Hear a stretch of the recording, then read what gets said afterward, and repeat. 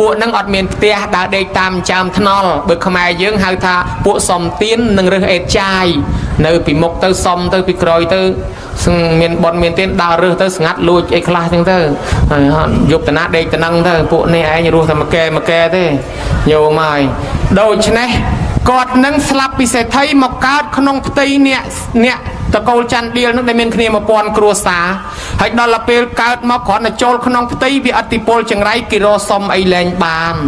ចាស់គាត់ថានៅក្រុមយើងមិនដែលសួយដល់ថ្នាក់ហ្នឹងឯងប្រកាសជាមានមនុស្សការកណីស្វែងរកបែងចែកខាងនេះ500ខាងនោះ500អ្នកដែលគេដកផុតទៅចេះតែរកស៊ីបានគេបែងទៀតគេថាប្រកាសជាមានមនុស្សការកណីរកចុះរកឡើងឃើញស្រីមួយមានផ្ទៃពោះគេចោតគេថាមកពីនាងហ្នឹងស្រីការកណីទុកនៅក្នុងក្រុមយើងរកស៊ីអត់បានឯងសួយដេញចេញគេបដិញ្ញចេញដល់នាងហ្នឹងរសាកគ្រប់ខែប្រសូតអនន្តសេដ្ឋីមកហើយញោមមកភ្នែកតិចមុខមាត់រៀបខុសកន្លែងទាំងអស់មនុស្សយើងណាបើសិនជាកើតមកហើយអ្នកខ្លះទោះបីមុខមាត់មិនដូចគ្នាប៉ុន្តែរៀបប្លង់ត្រូវគ្នា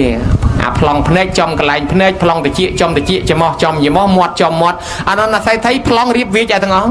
ភ្នែកកាត់ទៅនោះច្រមុះវាចមកខាងនេះមាត់វាចទៅខាងនោះជើងមកខាងវែងមកខាងខ្លីដីគេស្មើដើរអាលាក់រហូតប៉ុន្តែម៉ែនៅតែស្រឡាញ់កូនទោះបីកូនខ្វាក់ខ្វឹងនៅតែស្រឡាញ់នៅតែចិញ្ចឹមកូនរហូតកូនចេះកាន់អំបែងដើរសុំទៀនគេម៉ែនឹងសុំគេលែងបានម៉ែធ្លាក់ខ្លួនឈឺដើរលែងរួចចិត្តដាច់ខ្យល់ដាក់អំបែងមកដុំលើដៃកូនថាកូនម៉ែមិនអាចនៅជាមួយកូនបានទៀតទេកូនឯងទៅចុះ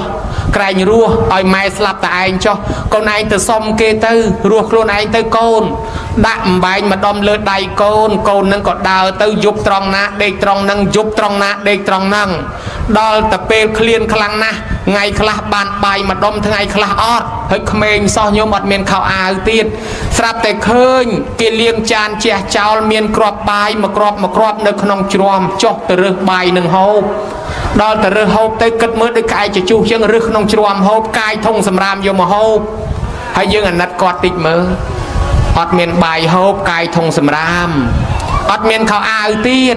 អត់មានខោអាវហើយអត់មានកន្ទេលខ្នើយភួយមុងទៀត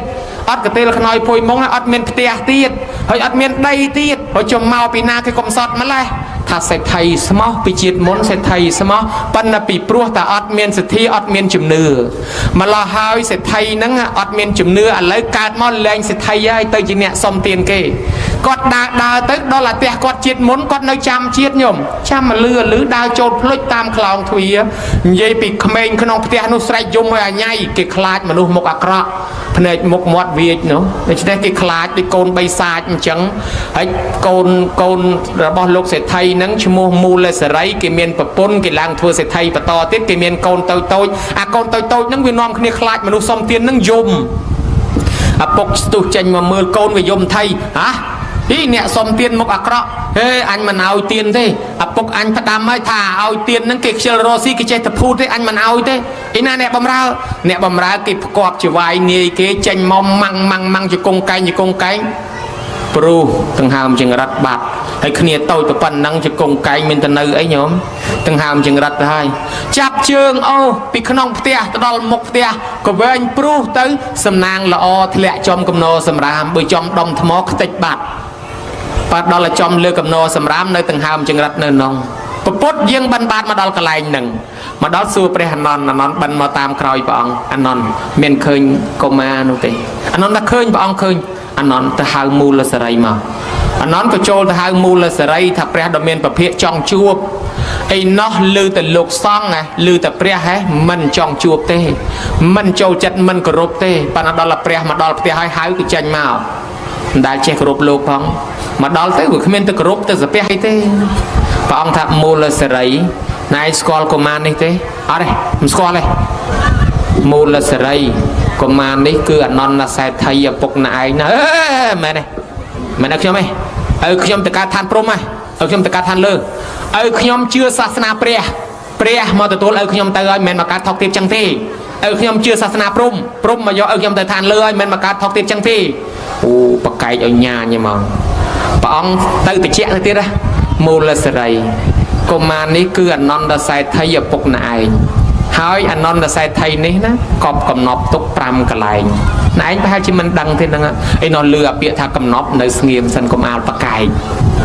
បងថាបើសិនជាណែឯងចង់ដឹងយកកុមារនេះ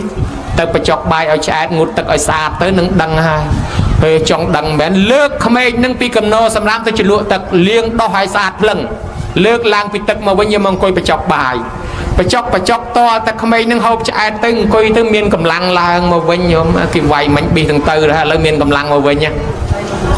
មកសន្ធុងើបចេញពីកន្លែងនឹងទៅដើរតាមលបងដើរច្អល់កន្លែងនឹងគេយកជាប់ជីកមកជីកឃើញមកពីងទៅកន្លែងមួយទៀតណាទៅដល់គេច្អល់កន្លែងនេះមួយទៀតគេយកជាប់ជីកទៅជីកបាន1គីឡូទៀតទៅកន្លែងមួយនោះទៀតយកជប់ជីកមកជីកបាន1គីឡូទៀតគិតទៅគាត់ដើរចង្អុលកំណប់គាត់កប់ពីជាតិមុនបានទាំង5កន្លែងគាត់កំណប់មកបើកមើលសុទ្ធតែមាសសុទ្ធតែពេជ្ររបស់គាត់ពីជាតិមុនញោមមកនិយាយពីមនុស្សផ្អើលមករហ្មងក្នុងក្រុងសាវត្ថីពេលនោះដែលគេមិនទាន់ជឿសាសនាព្រះសុបមែនតើណានៅតែសង្ស័យជាតិមុនជាតិក្រោយជាតិមុនជាតិមុខមានhayមិនមានទេហ្នឹងឥឡូវគេផ្អើលគេថាណែវើយលោកសេដ្ឋីកើតវិញមនុស្សយើងស្លាប់ទៅពិតជាកើតវិញមែនណាហេអញជឿទេហេលោកសេដ្ឋីកើតវិញហើយហេមិនដឹងថាលោកសេដ្ឋីមាសគាត់5កន្លែងដើរចង្អុលគ្មានខុសមួយម៉ាត់បើចឹងទៅមើលនាំគ្នាមកច្រើនឡើងអូមនុស្សយើងពិតជាកើតវិញមែនណោះមើលលោកសេដ្ឋីកើតមកដឹងកន្លែងកប់មាសញោមមកមនុស្សមកឡើងរាប់ពាន់នាក់ដល់ទៅមកដល់ជុំគ្នាបានព្រះអង្គសម្ដែងធម៌បតតាមមត្ថេតនមត្ថេតិពីលោកវិហញ្ញតិអត្តាហិអត្តណោណដ្ឋិកតោបតតាកតោធនន្តិជនពីលហួងហែងកតុកន្ទិញទ្របអញមានកូនអញមានរបស់អញមានប៉ុន្តែដល់ទីបំផុតខ្លួនយើងមួយថែអាសាមិនគង់ផងណាញោមជាមើលតែយើងចូលមកឈូសបានដៃអាចារ្យភ្លុកយកទៅឲ្យអារបស់យើងលាក់លៀមនៅសៀតកលៀតស្បោងលើចង្រុកឯណាគ្មានយកទៅរួចទេអារបស់ជាប់ខ្លួនយកទៅមិនបានផងតម្រាំរបស់ក្រៅខ្លួនដូច្នេះជីវិតចុងក្រោយមានតែអំពើល្អនិងបនកុសលគ្មានអ្វីយកទៅជាមួយទេនេះបណ្ដាំរបស់ Steve Jobs អ្នកមេផលិត iPhone ប្រាប់ហើយគាត់ជាអ្នកជំនួញជួញចំណេញគាត់បានជោគជ័យលើ business មានប្រាក់រាប់រយរាប់ពាន់ម៉ឺនលានដុល្លារប៉ុន្តែទីបំផុតគាត់មិនអាចខាត់ខាំងខ្លួនគាត់បានទេគាត់ត្រូវតែស្លាប់ទៅវិញទៅទេចោលទ្រព្យសម្បត្តិទាំងអស់ម្ល៉េះហើយបានគាត់ផ្ដាំអ្នកនៅខាងក្រោយឲ្យគិតគូរពីប្រពន្ធគិតគូរពីកូនគិតគូរពីជីវិតធ្វើបន់ធ្វើទានជាអនុស្សាវរីយ៍ខ្លះផងមិនធ្វើអីសោះក៏គង់តែស្លាប់ទៅវិញទៅទេដែរញោមមើលក៏ដែរនឹងស្ទៀវចោផ្ដាំញោមញាតពុទ្ធបរិស័ទទាំងឡាយដល់ទៅពេលចឹងទៅព្រះអង្គសម្ដែងធម៌គេស្ដាប់ទៅគេយល់ចូលចិត្តគេព្រោះគេអ្នកខ្លះនឹងសម្រេចសោតតាសកតិអនាគាអ្នកខ្លះថ្វាយខ្លួនជាឧបាសកឧបាសិកាឲ្យព្រាតអនន្តសែថីពីអ្នកឪពុកកូនអង្គុយធ្វើតែមុខលេងឡងអាលោកទេហ៎អត់ទេអីទេទៅគ្មានព្រោះផងស្ដាប់អត់យល់ផងគ្មានព្រោះផងកើតតនព្រះដល់2ជាតិអនន្តសែថីអត់ព្រោះអត់យល់អីបន្តិចមកពីអីមកពីលោកទេសមិនដែលចេះស្ដាប់ចង់ព្រះអង្គណាសម្ដែងធម៌ក៏មិនដែលចេះស្ដាប់ភិក្ខុសង្ឃអង្គណាសម្ដែងធម៌ក៏មិនដែលស្ដាប់ម្ល៉េះហើយកើតតនព្រះ2ជាតិក៏មិនអាចចេះស្ដាប់ធម៌យល់ដែរចឹងបានលើកឡើងប្រាប់ញោមញាតថានឹងកណេះស្លាប់ទៅត្រូវកើតវិញចឹងវាអត់ទៀងចឹងបានវាមានរឿងអារម្មណ៍ជាប់ជំពាក់ញោមអារម្មណ៍ជាប់ជំពាក់មួយទៀតអ្នកខ្លះរៀបស្លាប់ទៅយើងធ្វើបុណ្យធ្វើទានប្រមាណក៏ដោយប៉ុន្តែបើយើងស្លាប់ទៅមានបុណ្យនឹកឃើញអំពើបុណ្យយើងទៅកើតកន្លែងបុណ្យមុនបើរៀបស្លាប់ទៅនឹកឃើញបាបអានឹងយើងទៅកន្លែងបាបមុនចឹងបានគេពេលចិត្តស្លាប់នឹងគេដាក់ស្លាត្រួយគេដាក់បបត់គេនាំគ្នាសូត្រធម៌ឲ្យធម៌ពុទ្ធោអីហ្នឹងណាញោមមកពីវាមានរឿងញោមប្រុសរបស់ភិក្ខុសង្ឃអង្គមួយនឹងបាញ់សត្វ55ឆ្នាំហើយលោកចេះតែបញ្យល់ញោមថាញោមអើយរកធម៌រកអារកសិលគេហើយញោមនឹងថាលោកកុំចេះស្រាញ់គេហើយលោកដោយលោកទៅកុំចេះស្រាញ់គេដូច្នេះខាត់អីក៏មិនបានទាញមកវត្តអីមិនបានស្រាប់តែដល់គាត់ឈឺធ្ងន់ណាសត្វដែលគាត់ធ្លាប់ធ្វើបាបប្រមាណវាមកស្រែកឲ្យគាត់ឃើញលឺនឹងតិចឃើញនឹងភ្នែកគាត់ភ័យគាត់ឲ្យលោកជួយដល់តែពេលគាត់រត់មករកលោកស្រែកឲ្យលោកជួយលោកមិនដឹងជួយយ៉ាងម៉េចបើគាត់ចាស់ហើយក៏យកមកពំពោះញោមពំពោះជាសាមណេររួចស្រេចហើយទៅគាត់នោះក៏គាត់ឈឺធ្ងន់មែនតែនឲ្យសូត្រធម៌ក៏មិនចេះសូត្រអង្គុយក៏អង្គុយមិនកើតអញ្ចឹងឲ្យដេកហើយដល់ឲ្យសូត្រធម៌មិនចេះសូត្រលោកសូត្រឲ្យសូត្រតាមឲ្យសាមណេរដើររកទៀនធូបស្លា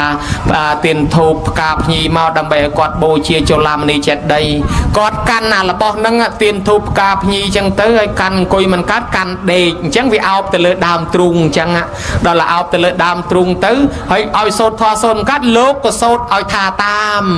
ចិត្តថាទៅសូមគោរពថ្វាយអង្គមពុទ្ធថ្វាយអង្គមពធប្រសង់បូជាចូលឡាមនីចេតិយសាមណេរនៅឈរមើលឲ្យលហងជុំវិញនឹងស្រាប់តែគាត់ស្រែកឲ្យលោកជា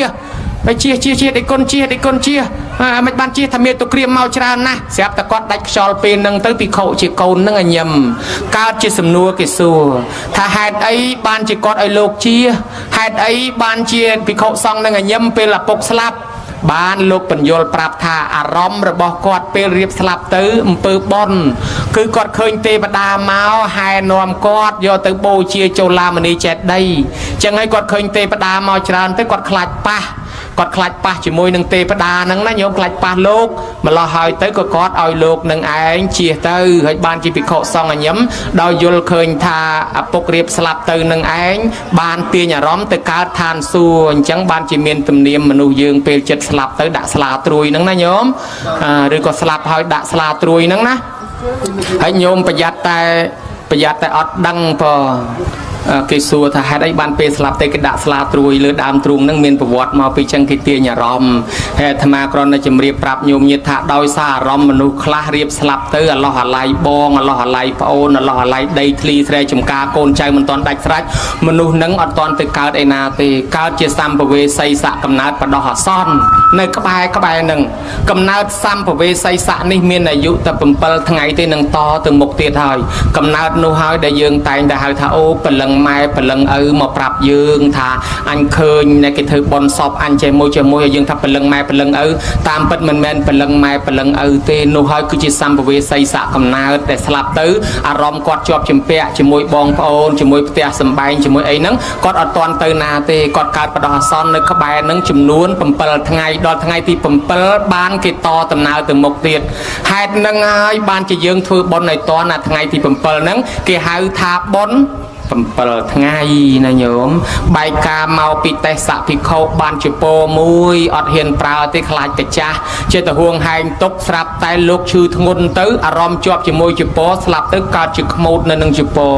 ភិក្ខុសង្ឃយកជាពោមកចែកគ្នាចៃនឹងវាស្រែកថាចោទៅដើមជាពោខ្ញុំហើយភិក្ខុសង្ឃស្ដាប់អត់បានប្រពុតខាត់ថាមនាលភិក្ខុទាំងឡាយកុំអាលចែកគ្នាទុកឲ្យស្ងៀមសិនព្រះអង្គបញ្ញត្តិច្បាប់ថារបស់ភិក្ខុសង្ឃចង់ឲ្យទៅណាឲ្យការនៅរស់ឲ្យហើយតែសកុតទៅខ្លាចជារបស់សង្ឃហើយរបស់គរុភ័ណ្ឌទុកសម្រាប់វត្តលះហុភ័ណ្ឌសង្ឃត្រូវចែកគ្នាក៏ប៉ុន្តែមុននឹងចែកគ្នាត្រូវទុកឲ្យកន្លងហួស7ថ្ងៃសិនបានជាពីដើមទៅលោកសកុតបន្ទប់លោកគេឲ្យបាត់ទ្វារ7ថ្ងៃសិនញោមអត់ទាន់ឲ្យចាត់ចែងអីទេហេតុអីបានជាប្រពុតឲ្យបាត់ទុក7ថ្ងៃមកពីព្រះអង្គដឹងថាជួនកាលអារម្មណ៍ជាប់ជាពាក់របស់អ្នកស្លាប់នោះអត់ទាន់ទៅណាកើតបដោះអាសន្ននៅក្បែរនឹងដល់ថ្ងៃទី7បានតដំណើរទៅមុខទៀតហេតុនឹងហើយយើងសិក្សាឃើញតំណឹងបាននាំគ្នាធ្វើបុណ្យឲ្យតណាថ្ងៃទី7ហ្នឹងណាញោមឲ្យឈ្មោះថាបុណ្យ7ថ្ងៃនេះចម្លើយដែលអាត្មាសួរថាហេតុអីបានធ្វើបុណ្យ7ថ្ងៃហ្នឹងគឺអញ្ចឹងមានរឿងប្តីប្រពន្ធ2នាក់មានកូន4ដណ្ដប់នាក់យាយតា2នាក់ហ្នឹងដល់គាត់ស្លាប់ទៅអារម្មណ៍ជាប់ជាពាក់ជាមួយកូនគាត់ស្លាប់ទៅគាត់អត់ទៅកើតឯណាកើតជាប្រែតនៅក្នុងភូមិក្បែរកូនហ្នឹងហើយកូនយំសំណោះប៉ុន្តែដល់យំប្របួលបងប្អូនបានយើងឈប់យំតោះនាំគ្នាធ្វើបុណ្យឲ្យម៉ែឪយើង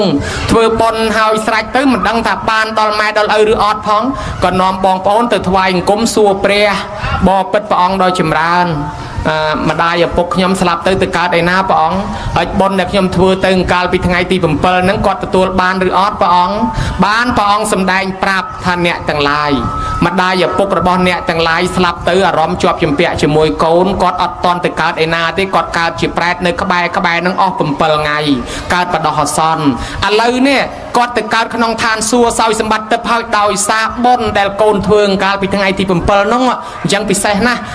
ដើម្បីជាផោះតាំងព្រះអង្គប្រើមោគលានឲ្យទៅមើលមោគលានបាត់ពីនេះទៅដល់ស្រុកទេវតាឈរនឹងមុខវិមានទេវតាហ្នឹង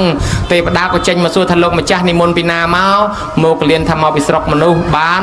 ទេវតាប្រាប់ថាលោកម្ចាស់ទៅប្រាប់កូនខ្ញុំកណាផងថាខ្ញុំកណាស្លាប់មកហ្នឹងកើតជាប្រែតអស់7ថ្ងៃអត់ចំណីអាហារឥឡូវបានសម្បត្តិទឹកជាទេវតាជាទេវ បុតទាំងនេះដោយសារបុណ្យដែលកូនធ្វើមកកាលពីថ្ងៃទី7នោះឥឡូវទៅប្រាប់កូនផងថាម៉ែបានទទួលហើយឪបានទទួលហើយសូមឲ្យកូនរស់ស៊ីមានបានសុខសប្បាយហើយសូមឲ្យកូនខំធ្វើអំពើល្អមកលៀននាំដំណឹងនេះចុះមកដល់ប្រាប់កូនចៅនៅកំពុងតែអង្គុយចាំស្ដាប់ដំណឹងនឹងមុខព្រះហ្នឹងញោមកូនចៅឮតែអញ្ចឹងត្រេកអរណាស់ហើយក៏នាំគ្នាធ្វើបន់តតាំងតែពីពេលមានរឿងនឹងរហូតមកទល់សពថ្ងៃទល់ថ្ងៃហ្នឹងអញ្ចឹងទៅឲ្យតែមានអ្នកស្លាប់ក៏យើងធ្វើតាមរហូតទល់បច្ចុប្បន្នហ្នឹងអញ្ចឹងទៅណាញោមណាนะโมตัสสะภะคะวะโตอะระหะโตสัมมาสัมพุทธัสสะนะโมตัสสะภะคะวะโตอะระหะโตสัมมาสัมพุทธัสสะนะโมตัสสะภะคะวะโตอะระหะโต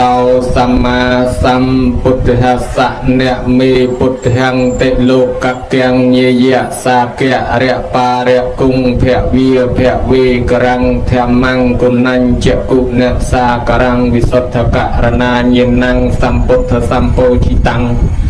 ธรรมังสัทธรรมสัมพุตังวันติสังฆังนิรังกนังសូមលើកហាត់ថាប្រណម្យគោរពដល់ព្រះសម្មាសម្ពុទ្ធប្រសើរផុតជាងគេឯងទាំងអស់ក្នុងលោកបង្គំព្រះធម៌ទៀតជាពីរដែលព្រះមុនីសាស្ត្រាចារ្យទ្រង់ត្រាស់សម្ដែងថ្លែងទេសនាព្រោះទ្រង់ករណាអសូរស័ក្តិបង្គំព្រះធម៌ទៀតជា3សាវកចិនស្រីលោកប្រណិប័តញ៉ាំញីកិលេសឲ្យខ្ចាយបាត់វិនាខ្ចាយខ្ចាត់ចាកសន្តាន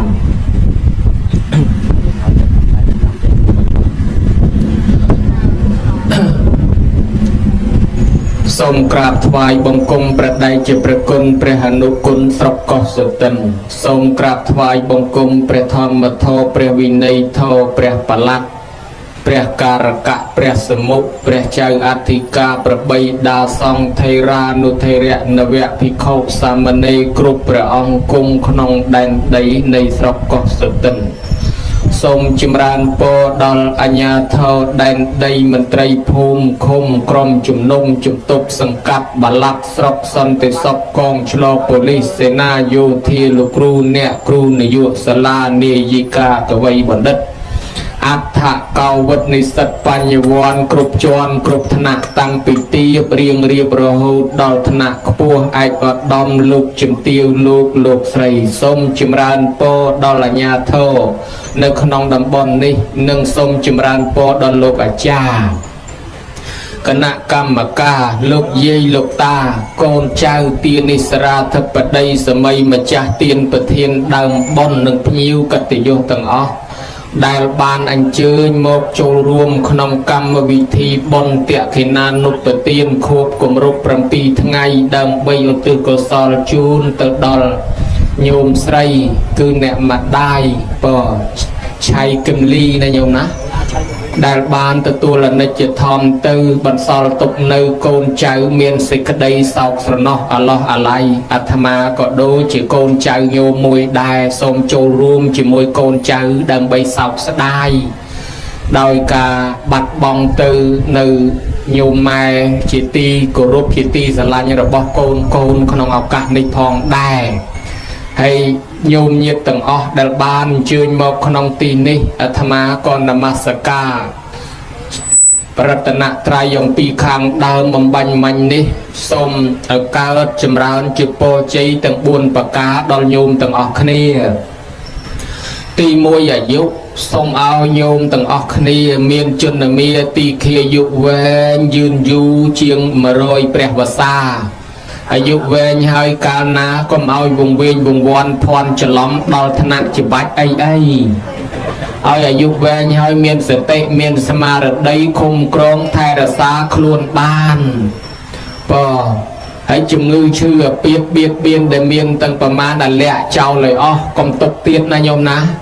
កុំឲ្យត្អូញអួតដាក់គ្នាពីរឿងឈឺចកេះឈឺជង្គង់ឈឺដៃឈឺជើងឈឺក្បាលឈឺក្បូនឈឺតសៃឈឺតសូងឈឺលងឈឺតកៀកឈឺចកេះឈឺចកាឈឺស្មាឈឺស្មងឈឺខ្នងឈឺក្បាលរៀលដាល់ដល់កាពះពវៀនថ្លើមប្រមាត់បេះដូងបោកបំកងពកអលោកកែវអលោកព្រះខ្លងស្រែងបែងថ្ងៃទឹកនោមប្រៃទឹកនោមផ្អែមទឹកនោមជូរ លើសឈាមលើសខ្លាញ់លើសស្ករលើសអាស៊ីតកុងសែប្រែប្រាស់ផ្លាស់ចេញពីរូបរាងកាយជំងឺទាំងឡាយអាលៈអាលាស់ចោលពីខ្លួនឲ្យអស់អាលៈនៅក្បែរនេះក៏បានដែរចាំឲ្យម្ចាស់បុណ្យបូជាយ៉ាញ់ចោលទៅអាចារ្យបូជាយ៉ាញ់ចោលកុំយកទៅផ្ទះត្រឡប់ទៅវិញស្ពាយតែបុណ្យម្នាក់ទៅរំរងបានណាញោមឲ្យរស់នៅឲ្យបានយូរអាជំងឺចាស់ផ្លាស់ចេញកុំទទួលអាជំងឺថ្មីក៏កុំឲ្យតោងផ្ដាសាយបាក់សីអេដស៊ីដាសាអ៊ីបូឡាកូរ៉ូណាកូវីដអូមីក្រុងអានស្ត្រាក់អីទៅឲ្យស្រឡះកុំមកតោងយាយទុកឲ្យញោមអាយុឲ្យបានវែងរស់នៅជួបអាត្មាឲ្យបានច្រើនដងទៀតនៅលើទឹកដីនេះសូមជួបញោមញាតិ60 70ឆ្នាំតទៅមុខទៀតណាញោមណាកុំអាលទៅណាចោលគ្នាទៅណាទៅចោលគេខុសសន្យាវណ្ណៈសូមឲ្យមានពណ៌សម្បុរកាយារលើប្រឡងភ្លឺព្រិចដូចពេជ្ររស្មីព្រួងសម្ោចសកោចសម្មើលក្រងហ៊ានវាតោងរមៀលជ្រុះធ្លាក់សុខៈឲ្យសុខទាំងផ្លូវកាយសបាយទាំងផ្លូវចិត្តឥតមានឧបសគ្គគ្រោះថ្នាក់ទុក្ខសោកមោះមីភ័យអាសន្នអន់ក្រឈប់យំឈប់យែកឈប់ស្រែកឈប់ទួញឈប់ត្អូញឈប់ធ្ងោឈប់បង្ហូរទឹកភ្នែកជ្រែកផែនស្ពាល់ធ្លាក់ចោះស្រក់តក់ដោយកូនក្មេងទៀតទៅណាញោមណាអាត្មាណោចអាធំណាស់មិនចង់ឃើញយាយយំទេចង់ឃើញតែសោចឃើញតែញឹមចំណាស់ប៉ុណ្ណាក៏ដោយបើនៅតែញឹមនៅតែស្អាតអូចាស់តែយំអាក្រក់មើលណាញោមអើយអាណោចអាធំណាស្បែកជ្រីងជ្រួញណាថ្ពាល់ខោងណាជាមកខោចណាជាការខប់ភ្នែកគុខោងហើយខំពីកមាត់យំបង្ហូរទឹកភ្នែកមើលទៅអាណោចអាធំមើលណាញោមកុំយំកុំសោកចាប់ពីពេលនេះទៅឲ្យស្នាមញញឹមនឹងស្ថិតនៅលើប្រភពញោមនឹងជានិច្ចកាលពលៈសូមឲ្យមានកម្លាំងខ្លាំងប្រៀបដូចតម្រៃសាខ្លាំងទាំងយាយខ្លាំងទាំងតាខ្លាំងទាំងអាចារ្យខ្លាំងទាំងដូនជីខ្លាំងទាំងនារីខ្លាំងទាំងបរោះខ្លាំងទាំងភ្ញៀវកិត្តិយសម្ចាស់ទានប្រធានបុណ្យនិមន្តអញ្ជើញទៅទីណាមកណាបានសុខសុវត្ថិភាពកុំឲ្យមានឧបសគ្គគ្រោះថ្នាក់ចរាចរណ៍ក្លាប់ភ្លុក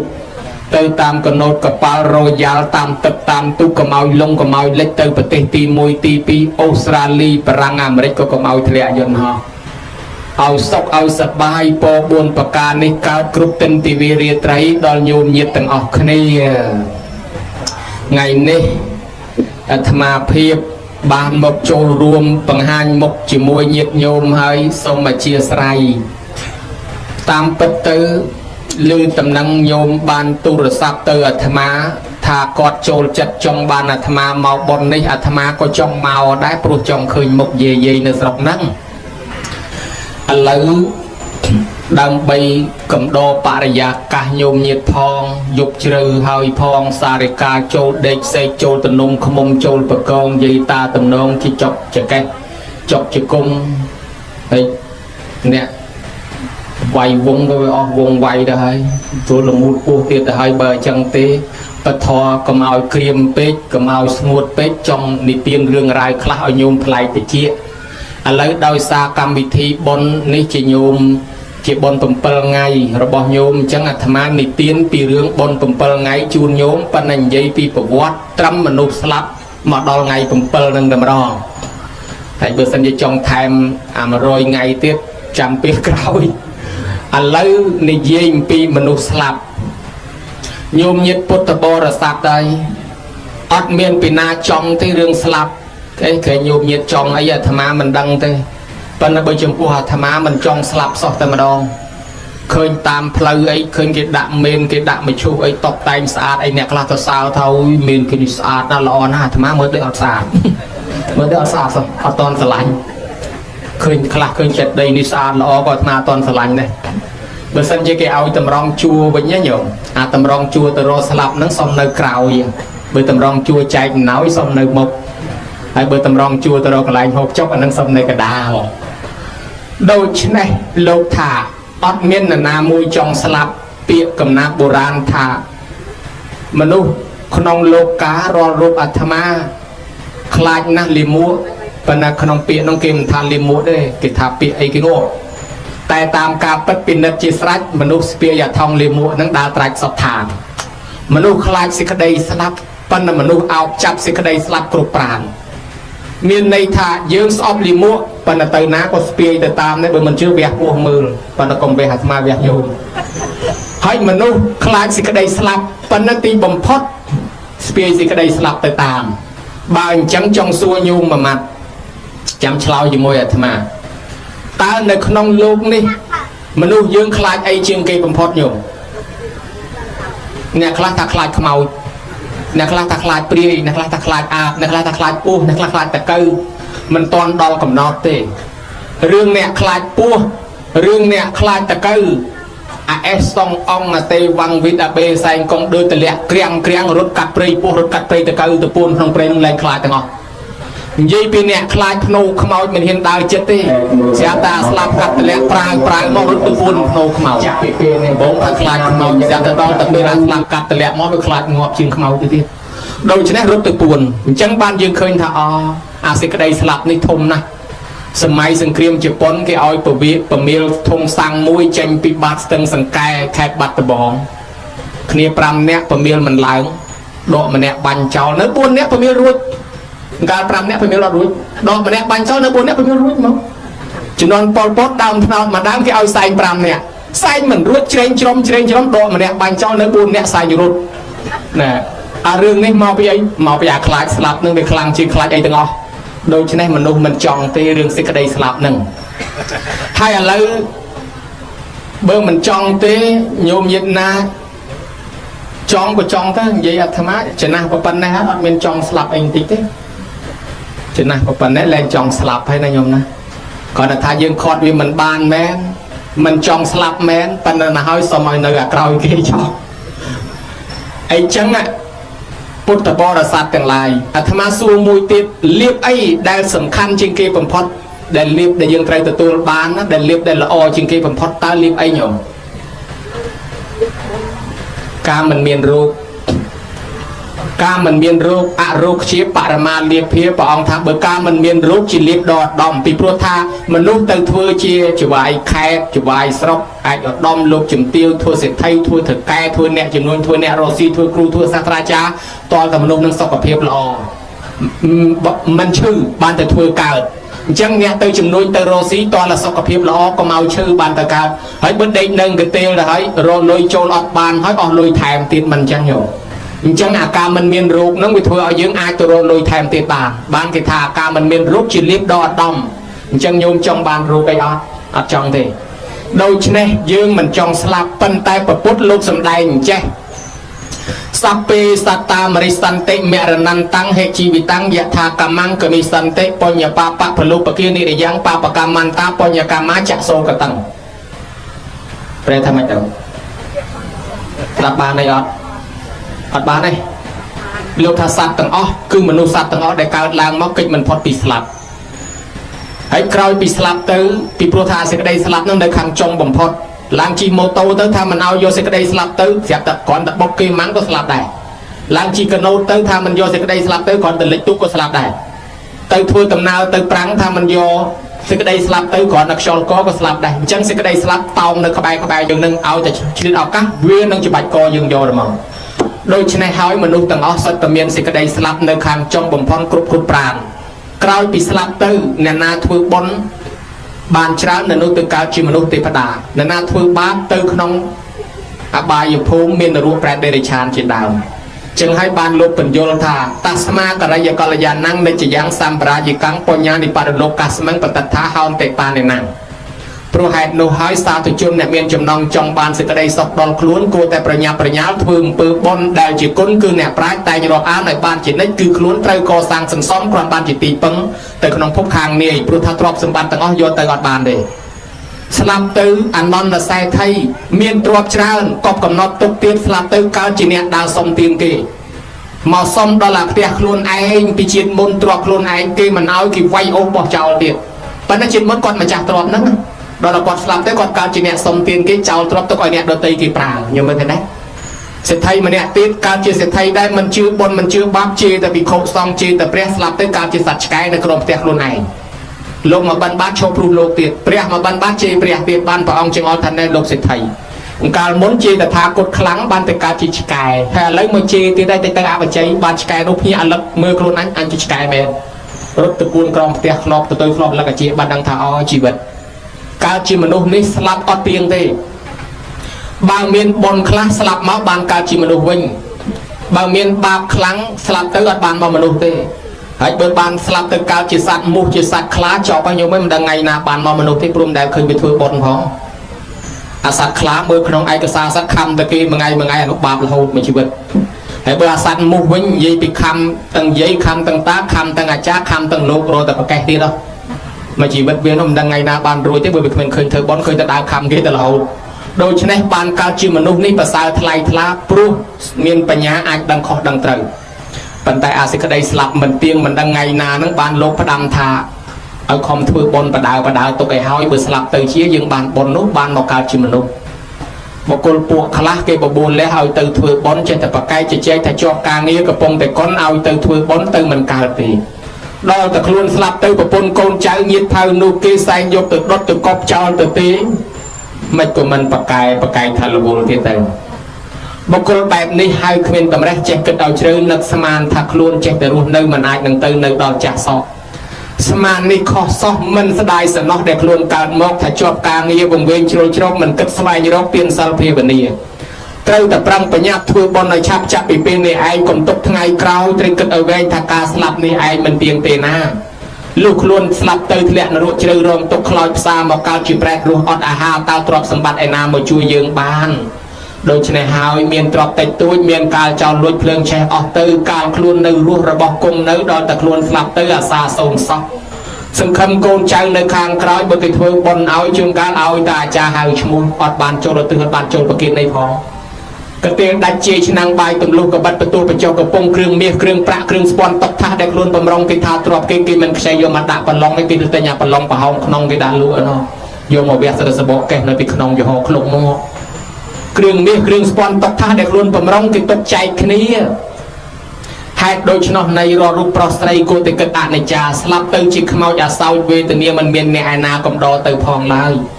មានតែសិលមានតែទាននេះទេជាស្ពានចម្លងជាទុកជាក្តារជាវាយចែកឆ្លងរួចនាំរំលងវាលវត្តសង្សារនេះទៅបានណាញោមណាចឹងបានលោកថាឲ្យធ្វើបដាទៅការស្លាប់វាមិនទៀងអញ្ចឹងព្រោះហេតុអីស្លាប់រាល់ថ្ងៃនេះមានប្រមាណប្រភេទញោមស្លាប់មានច្រើនប្រភេទបណ្ណាអាត្មាសង្ខេបដោយខ្លីមានអ្នកខ្លះស្លាប់អង្គុយស្លាប់ឈរស្លាប់នៅពេទ្យស្លាប់នៅផ្ទះប៉ុន្តែមិនចង់និយាយទេថាស្លាប់សង្ខេបដោយខ្លីមាន4ញោមញាតចាំស្ដាប់មើលស្រឡាញ់មួយណារឿងយកមួយនោះតែអាត្មាមួយណាក៏មិនរើសដែរស្លាប់ទី1គេថាអាយុខយមរណៈស្លាប់ដោយអស់អាយុទី2កម្មខយមរណៈស្លាប់ដោយអស់បុណ្យទី3ឧបយខយមរណៈស្លាប់ដោយអស់ទាំងអាយុទាំងបុណ្យតំណាលគ្នាទី4ឧបឆេតកកម្មមុនីស្លាប់ដោយកម្មពៀមកកាត់ផ្ដាច់ស្លាប់ដោយអស់អាយុខៃមនុស្សសពថ្ងៃចាប់តែពី75អីឡើងទៅនឹងអស់ភាគច្រើនបំផុតជុំវិញ100លើសពី100ក្រោម100ជុំវិញ100ហ្នឹងឯងអាយុខៃមនុស្សអញ្ចឹងបើនរណាបាន80 90 100ហ្នឹងសមរុំហើយគាត់ស្លាប់ទៅព្រោះរូបរាងកាយគាត់វាចាស់ទ្រុឌទ្រោមហើយភាសាអ្នកឥឡូវគេថា expire ហើយហូដលេប្រើអីលែងកើតដែរបើអាយុវានៅតិចបាក់ថ្មិញតថ្មិញបាក់ឆ្អឹងតឆ្អឹងបាក់ដៃតដៃដល់ចាស់មែនតែនដូចកង់អញ្ចឹងឯងខូចកង់ដូរកង់ខូចកម្មដូរកម្មខូចនឹមដូរនឹមអាទេសអីចឹងដល់ពេលវាចាស់វាពុកព្រួតមែនតែនដល់កវត្តចោលទិញអាទេសថ្មីទិញកង់ថ្មីណាញោមណារូបរាងកាយយើងអញ្ចឹងដែរនេះបានគេហៅថាស្លាប់ដោយសារអស់អាយុទី2គេថាស្លាប់ដោយសារកម្មកយមរណៈដោយសារអស់បុណ្យមនុស្សយើងអ្នកខ្លះគាត់និយាយប្រមាថថាអូយអញកុំតែខ្វល់អញមិនទាន់ទៅវត្តទេអារឿងវត្តពូគង់តែទៅទេប៉ុន្តែពូទៅនៅថ្ងៃដែលគេហែពូយកទៅដុតនឹងទៅមកអ្នកខ្លះគាត់ថាខ្ញុំមិនទៅសុំសិលទេចាំរលុយឲ្យបានច្រើនទៅទិញសិលយកហ្មងទិញទៅគេលក់ឡោយអ្នកខ្លះគាត់ថាអូយកុំតែខ្វល់សម្បត្តិមនុស្សហ្នឹងណាវានៅទាំងសាច់ខ្លែមហើយនឹងស្រាទេហើយតែបានអានឹងទៅវាសម្បត្តិមនុស្សហើយសម្បត្តិទេវតាមានធុកហើយនឹងទៀននោះហើយសម្បត្តិនៅពៀនមានដំងហើយចិត្តដីទៅភ័យអីកុំទៅខ្វល់រលុយរកកាក់ឲ្យតែបានចាយវាគ្រប់គ្រាន់ទៅក៏ថាហ្នឹងឯងឋានសួគ៌គាត់ស្រាប់តែបានលុយចាយទិញផ្ទះធំមានឡាននេះតែបើស្លាប់ព្រោះលុយនៅសោះមិនក៏ស្លាប់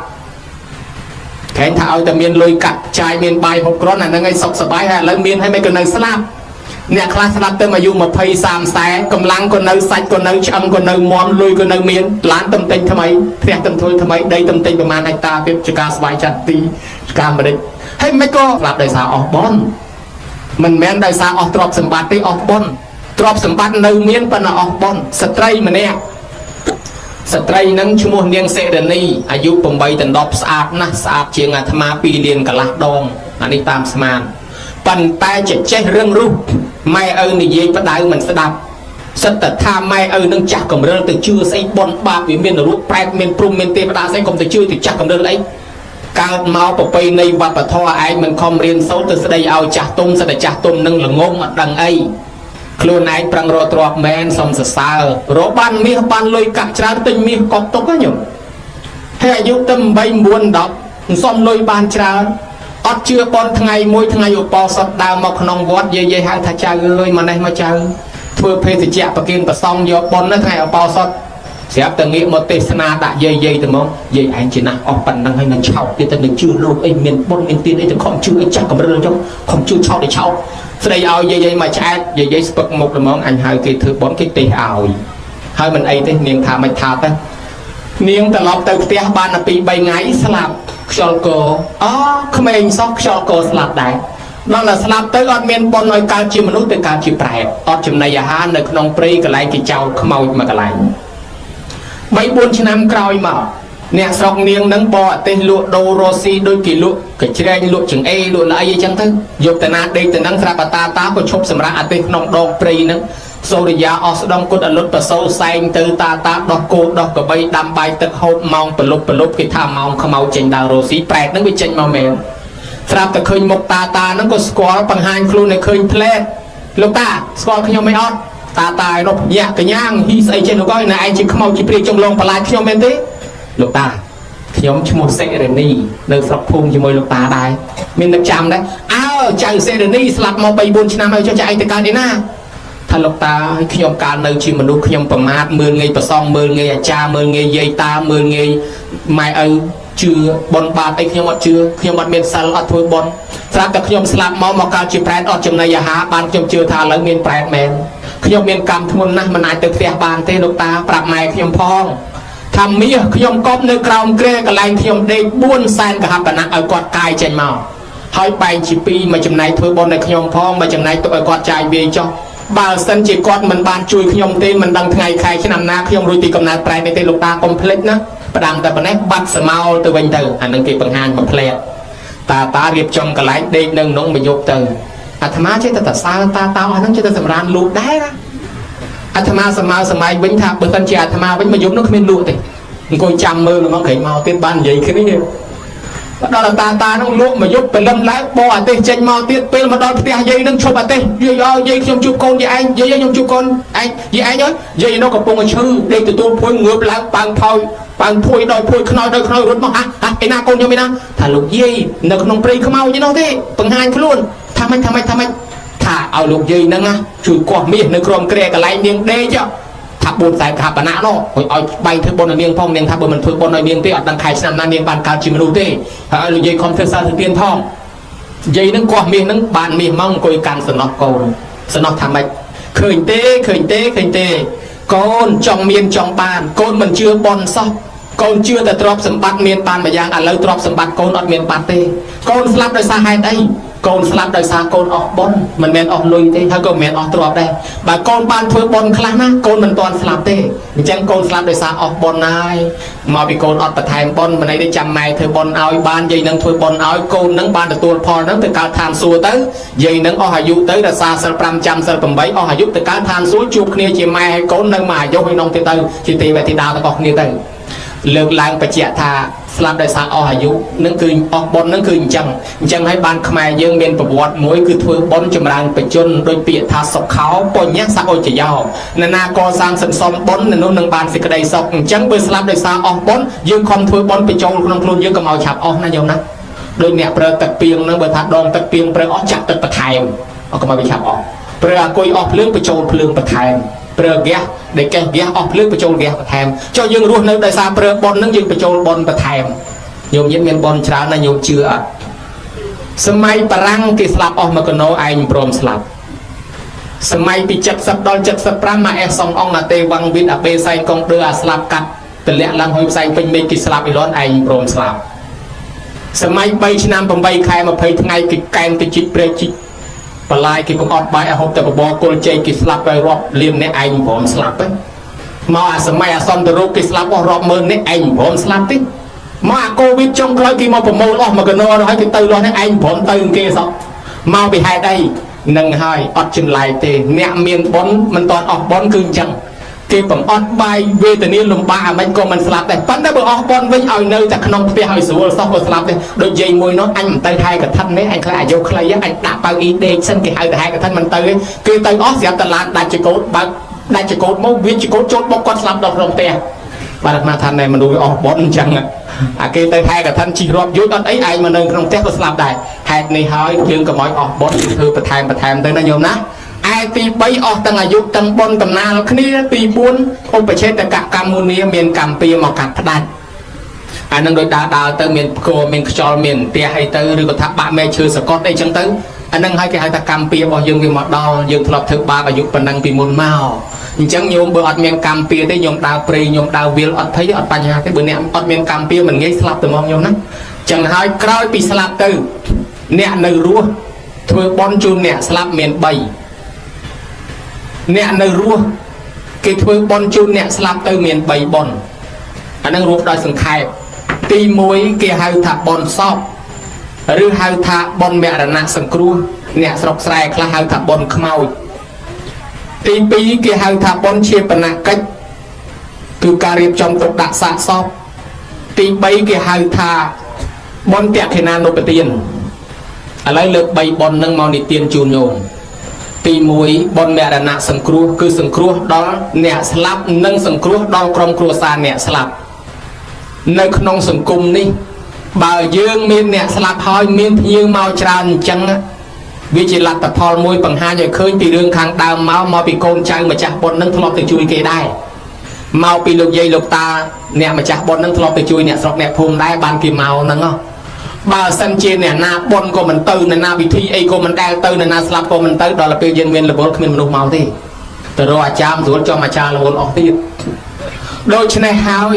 ក្នុងសង្គមនេះលោកហៅថាសង្គ្រោះគ្នាសង្គ្រោះដល់ក្រុមគ្រួសារអ្នកស្លាប់ត្រង់ថាគ្នាបាត់បង់ម្ដាយជាទីស្រឡាញ់ហើយមានទុកមួយបើសិនជាអ្នកស្រុកអ្នកភូមិមិនអើតមិនឈ្ងោកទេគ្នាមានទុកមួយទៀតទុកពីរព្រោះគេអត់អើតឈ្ងោកអ្នកចូលសាសនាដទៃខ្លះកំពុងតែស្ដាយក្រោយដល់ពេលម៉ែឪស្លាប់គ្មានពីណាទៅអើតលោកក៏មិនទៅអាចារ្យក៏មិនទៅស្ដាយខ្លួនហ្មងអញជនជាតិខ្មែរតសញ្ញាណប័ណ្ណដាក់ថាកាន់សាសនាពុទ្ធមិនក៏អញក្បត់ជាតិសាសអញអញ្ចឹងស្ដាយក្រោយរាន់ញោមហើយសង្គ្រោះទី2អានេះសង្គ្រោះទី1ដល់ក្រុមគ្រួសារអ្នកស្លាប់យើងមកជួយគេថ្ងៃក្រោយគេក៏ទៅជួយយើងវិញដែរសង្គ្រោះទី2សង្គ្រោះដល់អ្នកដែលស្លាប់ទៅប្រកបដោយធម៌4យ៉ាងទី1មកចូលចាប់មគ្គផលមានន័យថាគេមិនមែនចង់បានអីពីយើងទេប៉ុន្តែវាបង្ហាញពីទឹកចិត្តស្រឡាញ់រាប់អានក៏ចូលចាប់មគ្គផលនរណាមានជ័យនរណាមានមនុស្សស្លាប់បច្ច័យអង្គលុយកាក់អីក៏មកចូលទៅទី2បយវច្ចៈជួយស្មោតជួយសូត្រធម៌អាជួយនិយាយណែនាំក្មួយឲ្យធ្វើអញ្ចេះចៅឲ្យធ្វើអញ្ចេះតែគ្នាកំពុងតែកើតទុកគិតអីមិនចេញទី3ហៅថាអត្ថចរិយាប្រព្រឹត្តជាប្រយោជន៍ដល់គ្នានឹងគ្នាមានន័យថាកុំចាំតែគេជួលអីចេះអីក៏ជួយនឹងទៅយាយខ្លះចេះតុបតែងផ្កាយាយខ្លះចេះរៀបចង្ហាន់ចេះក្រាឡាសនៈជួយគ្នាទៅគ្នាកំពុងមានទុកអានេះគឺថាសង្គ្រោះទី3ឯសង្គ្រោះទី4គេហៅថាសមានតតាទម្លាក់មាននេះឲ្យស្មើប្រកាន់កុំឲ្យប្រកាន់ថាយើងអ្នកមានយើងអ្នកធំមិនទៅជួយអ្នកក្រីក្រអត់ទេជីវិតមួយដូចគ្នាកើតមកជាតិធាតុប្រមាណរស់កើតមកជាតិធាតុមួយចានរស់ប្រមាណស្លាប់ប៉ុណ្ណឹងទាំងអស់គ្នាហ្នឹងទីបំផុតបើមិនដុតកប់ចង់បញ្ចប់បើមិនកប់ដុតទីបំផុតបើមិនដុតកប់ចង់បញ្ចប់បើមិនមកកញ្ចប់ទេភ្នូមួយតែប៉ុណ្ណឹងបើដូច្នេះហើយអ្នកមានក៏ស្លាប់អ្នកក្រក៏ស្លាប់បានប្រពុតលោកដាក់ថាត្រឹមតែជីវិតមួយដូចគ្នាជួយគ្នាទៅនេះគេហៅថាបុណ្យមរណៈសង្គ្រោះមានន័យដោយខ្លីថាមិនចាំបាច់តែគេអញ្ជើញទេឬតែតំណែងមកណាញោមណាព្រោះអ្នកស្លាប់អត់មានដាក់ប្រូក្រាមមុនទេអានេះបុណ្យមរណៈសង្គ្រោះដល់ទី2គេនាំគ្នាធ្វើបុណ្យជាបណកិច្ចជាបណកិច្ចគឺការរៀបចំទុកដាក់សពតាមប្រពៃណីសមគួរដល់សាសនាបើញោមចង់ស្ដាប់រឿងនិទានពីផ្សេងអាត្មានិទានឲ្យញោមស្ដាប់រឿងនិទានប្រទេសផ្សេងណាញោមគេរៀបចំទុកដាក់សពហ្នឹងវាមាន4របៀបប៉ុន្តែរកឃើញមែនតើកាន់តែច្រើនណាស់ឥឡូវប៉ុន្តែយើងសម្ដែងជាគោលមាន4របៀបទី1 គេយកទៅបដាច់ទឹកទលេខ្មែរយើងពីសម័យហ្វូណនចេនឡាបូជាហើយកោបផេះកោបខ្ជុំយកទៅដាក់ក្នុងទលេអ្នកមានកោបផេះកោបធៀបដាក់ក្នុងកោតមាសកោតប្រាក់កោតសម្រាប់យកទៅតម្លាក់ក្នុងទលេក្នុងស្ទឹងក្នុងបឹងអ្នកក្រគ្មានសម្រាប់មាសប្រាក់អង្គគេក្អមដីកោបដាក់ក្អមឆ្នាំងយកទៅដាក់អង្គគេឥឡូវហ្នឹងក៏នៅមានអធិពលធ្វើបែបហ្នឹងដែរថ្ងៃទី2ទី3នេះបូជាសម្ដេចអគ្គមហាសង្ឃរាជទេវវង្សហ្នឹងក៏ត្រូវយកប្រធានហ្នឹងទៅដាក់ក្នុងទលេចឹងដែរដូច្នេះនៅមានខ្លះប្រវត្តិអ្នកដែលជឿទៅលើទលេហ្នឹងជនជាតិឥណ្ឌាញោមហើយគេជឿទៅលើទលេកុងគីគឺជាទលេមួយដែលហូរចេញពីភ្នំជាង 3000 ឆ្នាំកន្លងមកហើយដែលគេយកធាតុទៅចោលអ្នកស្រាវជ្រាវថាបាតទលេកុងគីកម្រះឆ្អឹងប្រហែលជាង2ម៉ែត្រអាត្មាធ្លាប់ទៅដល់តំបន់មួយដែលឮទៅក្នុងល្ខោនគេហៅថាទីក្រុងពីរាណសីទៅដល់នោះទីក្រុងចាស់បុរាណមែនគេហៅថាវ៉ារ៉ាណសីអាត្មាថាអូអញមកដល់ពីរាណសីធ្លាប់ទៅឮក្នុងល្ខោនអ្នកខ្លះគេហៅឈ្មោះថ្មីថាបេណារ៉េសមានសន្តាគារធំធំនៅនឹងមាត់ទលេកុងគីទីក្រុងហ្នឹងនៅទលេកុងគីសន្តាគារធំធំហ្នឹងគេដាក់ឈ្មោះថាសន្តាគារចាំស្លាប់ហើយមានទីប្រឆាជាង80ទីប្រឆានៅតំបន់នោះភ្លើងឆេះតាំងពីព្រឹកទល់យប់តាំងពីយប់ទល់ព្រឹកខ្មោចគេដឹកពីទីចិត្តទីឆ្ងាយមករុំកណាត់ក្រហមដាក់លើដបូលឡានតាក់ស៊ីជាប់មកអាត្មាស្មានតែដឹកកូនឈូកមកដល់តថ្លៃអាចារ្យភ្លុកត្រូវតម្លាក់ឲ្យដុតរោនតិចទាញតម្លាក់ក្នុងទឹកអូគេដឹកពីឆ្ងាយមកមនុស្សជីនៅពេញខាងក្រោមដាក់ខ្មោចទៅលើអត់មានខ្លាចអីបន្តិចហើយដល់តែពេលទីប្រឆាហ្នឹងគឺដុតគ្មានប្រទេសគ្មានតំណេសោះហើយអ្នកណាដែលគេមានលុយគេទៅជួលសន្តាគារធំធំហ្នឹងគេហៅសន្តាគារចាំស្លាប់គេយកម៉ែគេទៅជួលបន្ទប់ដាក់ដើម្បីឲ្យគាត់ស្លាប់នៅចិត្តហ្នឹងវាចិត្តផ្លូវទៅឋានសួគ៌គេយល់ថាអាតលេហ្នឹងហូរទៅឋានសួគ៌ហើយដូច្នេះតែបងធាតម៉ែឪគេចូលហ្នឹងទៅឋានសួគ៌ហ្មងហើយគេអ្នកមានលុយមើលតែម៉ែឪគេទាំងហើមបន្តិចគេទៅជួលបន្ទប់ដាក់ឯលាន់ហើយឥឡូវបន្ទប់នៅទន្លេច្រើនណាស់ញោមណាចង់ជួលអាត្មាអត់ទេនិយាយពីអ្នកក្រអត់មានលុយជួលបន្ទប់គេដេកតាមមាត់ទន្លេឲ្យលកើតជាមួយនឹងគូបើយើងទៅក្នុងតឡម៉ោង3ម៉ោង4ឡើងទៅព្រោះឡានទៅថ្ងៃទៅអត់ចូលដល់ទេដោយសារមនុស្សច្រើនពេកពីស្ទះគេឲ្យឡានធំចូលទេអាត្មាទៅម៉ោង3ម៉ោង4ដើរសឹងតែជន់ហើយតាហ្នឹងគាត់នៅសម្រាននៅមាត់ទឹកហ្នឹងធ្វើអីសួរទៅគេថាគេសម្រានចាំស្លាប់បើវាស្លាប់ទៅចិត្តមាត់ទឹកចឹងគេទាញតម្លាក់ទៅវាទៅឋានសួគ៌តែហ្មងចាមានចឹងដែរដល់ពេលអ្នកនៅឆ្ងាយចិត្តក្បែរនឹងល្មមពេលស្លាប់ទៅគេហែមកញោមដល់គេហែមកគេលេងភ្លើងគេវាយឲ្យទៅហឹងអើងកងគ្រុំក្រាំងទៅអាចារ្យភ្លុកដើរពីមុខគេហើយអ្នកសែងខ្មោចទាំងអស់ហ្នឹងជុំវិញហ្នឹងហើយអ្នកហែគេស្រែកឲ្យទៅហឹងអាចារ្យស្រែកមុខគេហើយអ្នកស្រែកឲ្យទៅហឹងយើងអត់ដឹងឆ្ងល់រត់មកមើលគេធ្វើអីគេចេះអ្នកនៅមុខគេស្រែកថារាមណាមសច្ចហេអ្នកហែមកគេស្រែកថាហេប៉ុន្តែសលេងគេមិនដូចសលេងអាត្មាទេសលេងគេមានខោសាក់គេចេញឡើងគលញោមរាមណាមសច្ចហេហេគេថាឈ្មោះអ្នកស្លាប់ហ្នឹងបានទៅឋានសួគ៌មែនទេសច្ចហេគេថាពិតមែនមួយអ្នកស្លាប់នេះបានទៅឋានសួគ៌ពិតមែនទេពិតមែនដល់មកដល់គេដុតរោលបន្តិចតម្លាក់ក្នុងទឹកនឹងទៅញោមហើយនិយាយឡើងទុកជាមួយអាត្មាទៅដល់កណ្ដាលទន្លេហ្នឹងទាញដបម្នាក់មួយជាមួយទឹកនឹងយកមកទុកលុបមកគេថាទឹកលាងបាបពួកខែខ្លះគេនាំគ្នាកាត់ពីខេត្តផ្សេងមកគេមុតទឹកលាងបាបអាត្មាមានយកជើងប៉ះក៏ឃើញខ្មោចដាច់មុខក៏និយាយហ៊ានជាមួយយកមកទុកលុបមកប៉ុន្តែអាត្មាទឹកនោះគេបូមយកមកធ្វើទឹកសុទ្ធលក់ពេញនោះអាត្មាបានឆាន់គេដែរដល់គេដាំស្លោយកទឹកនឹងស្លោបានឆាន់គេដែរនេះមកបែបខ្មែរយើងសម័យពីដើមនៅខាងបាត់ដំបងនៅខាងទន្លេសាបខេត្តទឹកដល់តែលិចអស់គ្មានកន្លែងបូជាទេគេបដែតចោលដែរហើយមានពីដើមដល់ឥឡូវអាត្មាចុះទៅសាកសួរមើលអត់មានទេអត់មានបដែតចោលទៀតទេប៉ុន្តែមានតម្កល់មានដាក់ក្នុងមឈូសលើកដាក់លើបកាបរាំងហ្នឹងហ្មងហើយបានគេរកកន្លែងបូជាអីមានញញុំណាឥឡូវឡើងមានបដែតចោលហើយបដែតក្នុងទឹកហ្នឹងប៉ុន្តែគ្រាន់តែមានបូជាយកទៅរួយក្នុងទឹកមានមកបែបទៀតជំនឿអ្នកស្លាប់ទៅគេយកទៅចោលក្នុងព្រៃនៅប្រទេសអេស្គីមូគេមានតកកច្រើនគេជឿថាតយកសពនឹងទៅដាក់នៅលើតកកហ្នឹងម៉ែគេបានទៅឋានសួគ៌ហ្មងម្ល៉េះហើយឲ្យតែស្លាប់គេយកទៅដាក់លើភ្នំតកកហើយនៅអាហ្វ្រិកាមួយនោះគេយកទៅដាក់ក្រោមដើមឈើហើយគេនាំគ្នារាំជុំវិញគេថារាំហ្នឹងជូនដំណើរគាត់បានទៅឋានសួគ៌ឯចំណែកមនុស្សកើតមកគេនាំគ្នាអង្គុយយំ គេថាយំហ្នឹងកើតមកមិនបានយំគេថានំទុកមកអ្នកស្លាប់ទៅផុតទុកឲ្យគេរំគេសែងខ្មោចទៅរំទៅមកបែបរបស់គេចឹងទៅហើយដល់តែអ្នកខ្លះយកទៅចោលក្នុងព្រៃនៅប្រទេសឥណ្ឌាពីដើមគេចោលលកេលកោតប៉ុន្តែឥឡូវគេធ្វើកន្លែងចោលជុំគ្នាញោមបើញោមទៅដល់កន្លែងគេចោលខ្មោចហ្នឹងទៅដូចឡចឹងធំមកគេធ្វើកផែងជុំវិញចឹងញោមទៅអើតមើលព្រះហើយអាចាស់ក៏មានអាថ្មីក៏មានដូចពហុចឹងញោមឲ្យព្រៀងទៅមកទាំងខ្មោចក្មេងទាំងខ្មោចចាស់គេដាក់ចោលចឹងប៉ុន្តែបើនៅម៉ុងហ្គូលីនិងទីបេខាងជើងគេចោលក្នុងព្រៃគេនិយមមានជំនឿថាឲ្យសត្វស៊ីបានម៉ែគេបានបំបានឪគេបានទៅខាងសួគ៌ម្ល៉េះហើយគេជឿទៅលើសត្វថ្មាតសពថ្ងៃមានថ្មាតជាង200ថ្មាតចាំចុះមកស៊ីសាកសពនៅខាងទីបេពេលគេយកខ្មោចទៅដល់ទៅអាចារ្យភ្លុកគេហៅដុំដេគេកាប់មកកណាត់គេលះចឹងហើយគេដាក់ទាំងរៀបចឹងទៅហើយបានគេអញ្ជើញថ្មាតមកថ្មាតហ្នឹងវាមកមានរបៀបទៀតតម្រង់ជួរគ្នាមកវាមកស៊ីទៅគេធ្វើមុននឹងស៊ីគេធ្វើបាំងស្គលបាំងអីគេទៀតណាហើយដល់អាថ្មាតស៊ីហើយទៅកូនគេសប្បាយហើយគេថាម៉ែគេបានទៅឋានសួគ៌ហើយគេរត់ទៅមើលអាលាក្បាលថ្មាតចុះប្រហោងប៉ុណ្ណាអាចារ្យគេទាញតាមប្រហោងហ្នឹងប្រហែលថ្ងៃទៀតគាត់កើតប្រហែលខែទៀតគាត់កើតចឹងមកអានឹងមានជំនឿនៅទល់សប្ថ្ងៃហ្នឹងអានឹងរឿងយកទៅដាក់ចោលក្នុងព្រៃខ្មែរយើងសម័យអង្គរមានខ្លះឥឡូវលែងមានជំនឿមួយទៀតយកទៅកប់ក្នុងដីអាកប់ក្នុងដីនេះយើងរកឃើញភ្នូបុរាណនៅក្រិចនៅរ៉ូមនៅអេស៊ីបអូថ្លៃទៀតណាញោមរកឃើញមួយថ្លៃថ្ងៃមុននៅអាមេរិកគេទិញបានពីអេស៊ីបមកមួយអាត្មាទៅរមមើលគេដែរទិញសបុតអត់តាន់គេទេគេចូលពេញទាំងអស់គាត់តែខ្មោចម៉ាន់មីសោះហ្នឹងទៅដើមគ្នាមើលប៉ុន្តែគេឆ្ងល់ថាបុរាណហ្នឹងរាប់ពាន់ឆ្នាំហើយមិនដឹងដាក់ថ្នាំអីទុកឲ្យនៅរសាររៀងរើកើតនេះ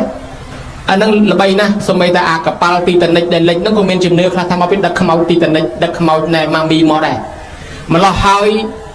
រកឃើញភ្នូបុរាណតាមបែបអន្តរជាតិមាន4ទី1គេហៅថាម៉ាមីសពគេបញ្ចុះដាក់បញ្ឈរឬលិតជង្គង់បញ្ឈរហ្នឹងគេហៅម៉ាមីសពមួយទៀតគេហៅដុលម៉ុងគេរកថ្ម3ដុំគេជីកអណ្ដៅឲ្យជ្រៅទៅគេដាក់ថ្ម2ខាងគេដាក់សពនៅកណ្ដាលដាក់ថ្មមួយគ្របពីលើដែលប្រែថាតុកថ្មអាហ្នឹងដុលម៉ុងមួយទៀតគេហៅថាម៉ុងហៀគឺគេដាក់ថ្មមកផ្ទាំងពីក្បាលតនេចេញមកអើតមកថ្លឹលខាងលើនេះដល់គេកប់ទៅឃើញថ្មងើបមកថ្លឹលអាហ្នឹងសបោនៅអាមេរិកសបោអាហ្នឹងហៅម៉ុងហៀមួយទៀតខូខើបំផុតឥឡូវគេបិទចោលហើយគេហៅថាកប់សពសមូហភាពបើស្ដាច់ត្រាញ់បើសិទ្ធិអ្នកមានគេទៅលងតបោកឬលងភ្នំដាក់សាកសពនៅកណ្ដាលដាក់អ្នកបំរើព័ទ្ធជុំវិញកប់ទៅទាំងអស់ជាមួយអ្នកបំរើនឹងលំងឲ្យទៅបំរើនៅស្រុកខ្មៅទៀតបែបនេះលែងមាននៅឥណ្ឌាមានប្តីស្លាប់ដុតទាំងប្រពន្ធទៅជាមួយទៀតក៏មានកប់ទាំងប្រពន្ធទៀតក៏មានដែរអាហ្នឹងក៏លែងមានដែរហើយមួយទៀតនៅខ្មែរយើងគេនិយមកប់សពដែរប៉ុន្តែមានប្រពៃណីអញ្ចេះខ្មែរយើងញោមញាតិហើយគាត់មានជំនឿមួយថាអាត្បូងអាហ្គេតហ្នឹងគឺរកឃើញនៅប្រទេសក្រិចមុនសាសនាយេស៊ូ1500ឆ្នាំនៅទន្លេអាហ្គេតត្បូងហ្នឹងគេជឿថាជាត្បូងស័ក្តិសិទ្ធិមួយឃុំក្រងពលឹងមនុស្សមេតបធំតែមានត្បូងអាហ្គេតនឹងនៅតាមខ្លួនទាំងអស់មេតបបុរាណខ្មែរយើងក៏យកត្បូងអាហ្គេតនឹងមកឃុំពលឹងដែរថាត្បូងនឹងជួយវិញ្ញាណទី7អ្នកណាកាន់ត្បូងនឹងអ្នកណាក្បត់យើងអ្នកណាធ្វើអីយើងឆាប់ដឹងយើងឆាប់យល់ជាពិសេសមេតបម្ល៉េះហើយគេយកត្បូងអាហ្គេតនឹងមកឆ្លាក់ធ្វើជាឡតនិងធ្វើជាកម្មគេដាក់ទៅជាមួយខ្មោចម៉ែឪដើម្បីទាញឃុំពលឹងគាត់នឹងឲ្យទៅឋានសួគ៌កុំឲ្យពលឹងនឹងបែកឆ្វេងទៅណាដល់តែពេលយើងសិក្សាឃើញអញ្ចឹងយកមកគេទៅកាយតំបន់ពោធិ៍សាត់តំបន់នៅប្រទេសមានជ័យអដមមានជ័យកាយបានអាឡតយើងហៅថាឡតដងឲ្យត្បូងអាហ្គេតនឹងយល់ឡតយកកម្មមកលក់រហូតដល់តែខាងរដ្ឋអំណាចទៅចុះទប់ស្កាត់បើកុំចង់ដើរកាយភ្នូបុរាណអស់ឥឡូវរកឃើញភ្នូបុរាណអដមមានជ័យប្រទេសមានជ័យបាត់បងពោធិ៍សាត់ហើយនឹងព្រៃវែងភ្នូបុរាណធំនឹងខ្មែរយើងមានបញ្ចុះធ្លាប់ដាក់ពីងញោមពីដើមសម័យហ្វូណនចេនឡាដាក់ពីងហើយទៅអាពីងហ្នឹងកាយឡើងមកវិញសប្តាហ៍ថ្ងៃដាក់តាមវត្តអាពីងវែងហ្នឹងគេសម្រាប់បញ្ចុះសពតាញោមឥឡូវយកមកដាក់ទឹកឆានលាន់ដូច្នេះទៅឥឡូវគេបាត់អាភ្នូបុរាណហ្នឹងខ្មែរយើងកាយមានជំនឿរឿងពាក្យថាប្រឡងពាក្យថាប្រឡងប្រែថាគ្រឿងប្លង់យកទៅដាក់ឲ្យខ្មោចប្រើយកទៅដាក់ទៅឲ្យខ្មោចប្រើបើខ្មោចគេយកទៅចោលក្នុងព្រៃគេដាក់ក្នុងព្រៃបើខ្មោចគេកប់ដីគេយកទៅកប់ដីដល់យើងទៅកាយរកឃើញបណ្ណាឆាកស្លាប្រដាប់បុកស្លាឃើញឈើច្រត់ឃើញកបិតបន្ទោះឃើញខ្សៀបានគេថាអាខ្សៀអាឈើច្រត់នេះតំណងបោះតាអាបណ្ណាឆាកស្លានឹងប្រដាប់បុកស្លាតំណងបោះយាយកូនចៅគេចង់ឲ្យយាយនឹងយកទៅប្រើនៅស្រុកខ្មោចគេកប់ទៅជាមួយដល់តែសម័យក្រោយគេបូជាដោយភ្លើងហ្នឹងក៏គេយកអាប្រឡងមកដាក់នឹងទីប្រឆាកន្លែងបូជា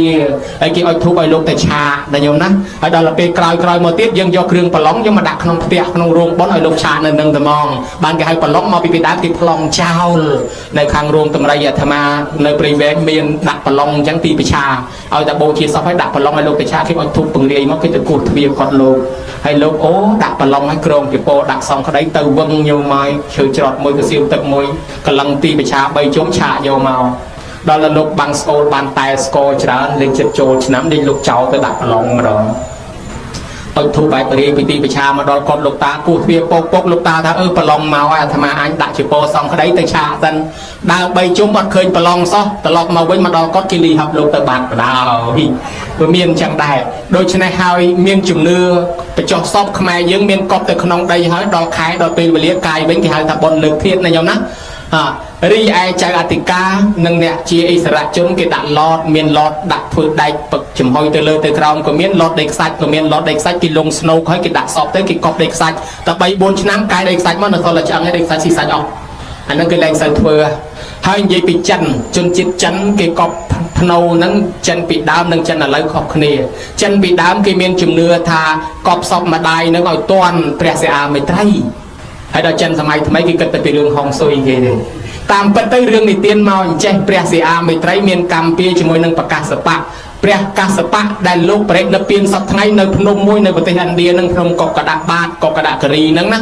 ហើយភ្នំហ្នឹងលោកនៅប្រេតនៅពៀនទៅភ្នំហ្នឹងវាក្តោបលោកទុកនៅក្នុងហ្នឹងនៅអេរិយាបថសមាធិទៅញោមពួកជប៉ុនទៅថតយកបានរូបហ្នឹងមកគេថាដល់ជំនាន់ព្រះសិអាត្រាស់ដឹងឡើងលោកទៅបូជាសពលោកនៅលើបាតដៃហ្នឹងបូជាហើយទៅបានលោកសម្ដែងធម៌ព្រះសិអាមេត្រីសម្ដែងធម៌មនុស្សស្ដាប់ពេលនោះនឹងបានសម្រេចមគ្គផលលាន់អញ្ចឹងទៅជនជាតិចិនគេនាំគ្នាកប់ឲ្យតាន់ដំណាក់កាលនោះព្រោះចិនមានជំនឿទៅលើព្រះកាសបៈខ្លាំងពីជំនាន់ដើមមកពីព្រះសិអាមេត្រីនិងកាសបៈមានកម្មពៀពីរឿងមតម្រៃ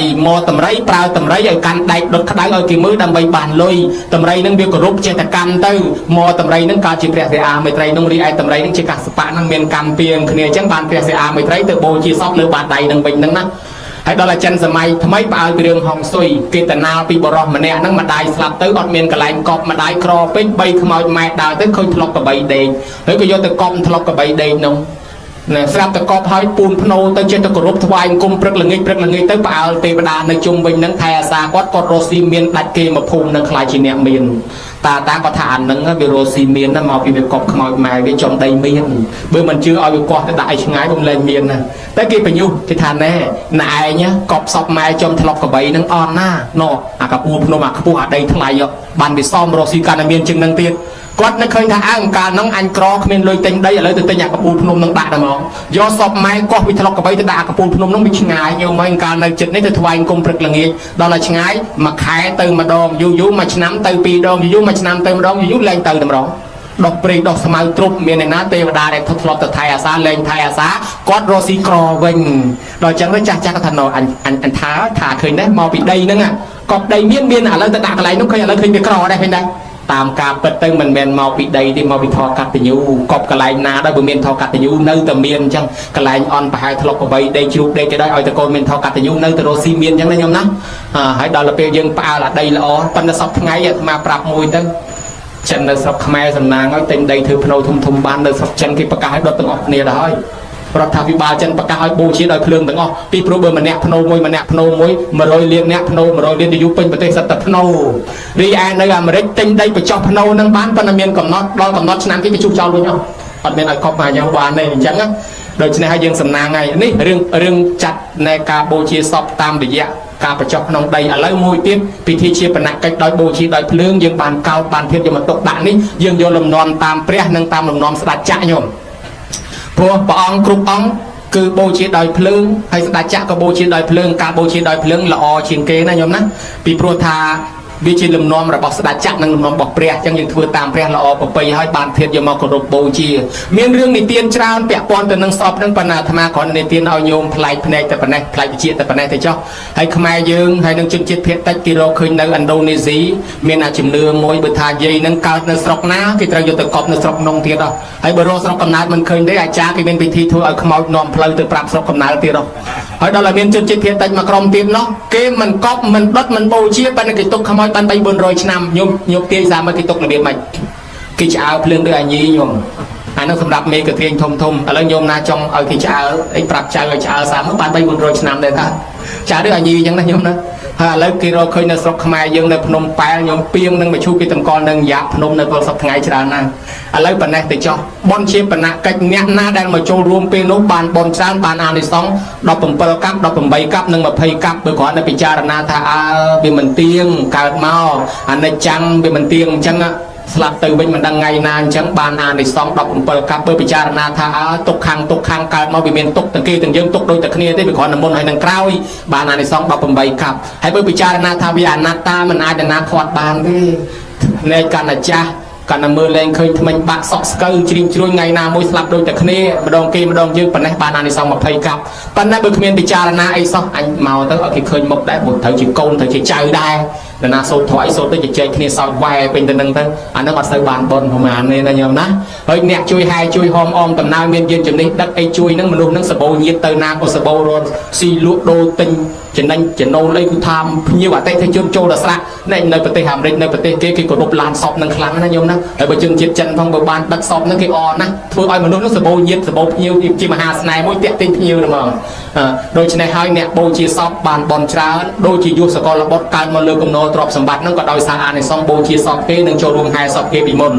ឥឡូវឈានចូលដល់បុណ្យទី3គឺបុណ្យតក្កិណានុបទានតក្កិណានុបទានគឺកម្មវិធីផ្ញើសហុយបញ្ជូនទៅឲ្យអ្នកស្លាប់កម្មវិធីផ្ញើសហុយទៅឲ្យអ្នកស្លាប់នេះវាមាន3ទី1គេធ្វើថ្ងៃស្លាប់គេហៅថាមតកៈទានឬមតកៈផតទី2គេធ្វើថ្ងៃ7គេហៅថាបុណ្យ7ថ្ងៃទី3គេធ្វើ100ថ្ងៃគេហៅថាបុណ្យ100ថ្ងៃឥឡូវគេធ្វើនៅថ្ងៃទី7ហេតុអីបានជាធ្វើថ្ងៃទី7ញោមមកក្នុងប្រទេសខ្មែរយើងមានជំនឿ3កន្លងទៅហើយ7ថ្ងៃនោ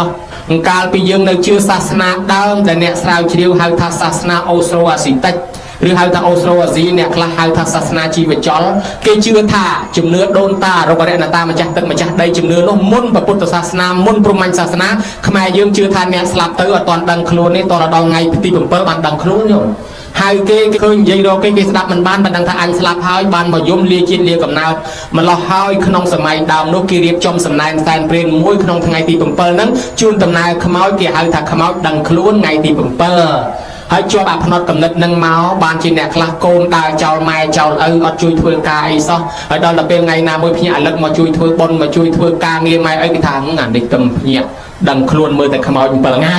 ចាអានោះវានៅជាប់អាផ្នត់កំណត់ហ្នឹងមួយទៅបន្ទាប់មកទៀតសាសនាព្រហ្មញ្ញផ្សាយចូលមកយើងជឿព្រហ្មញ្ញសាសនា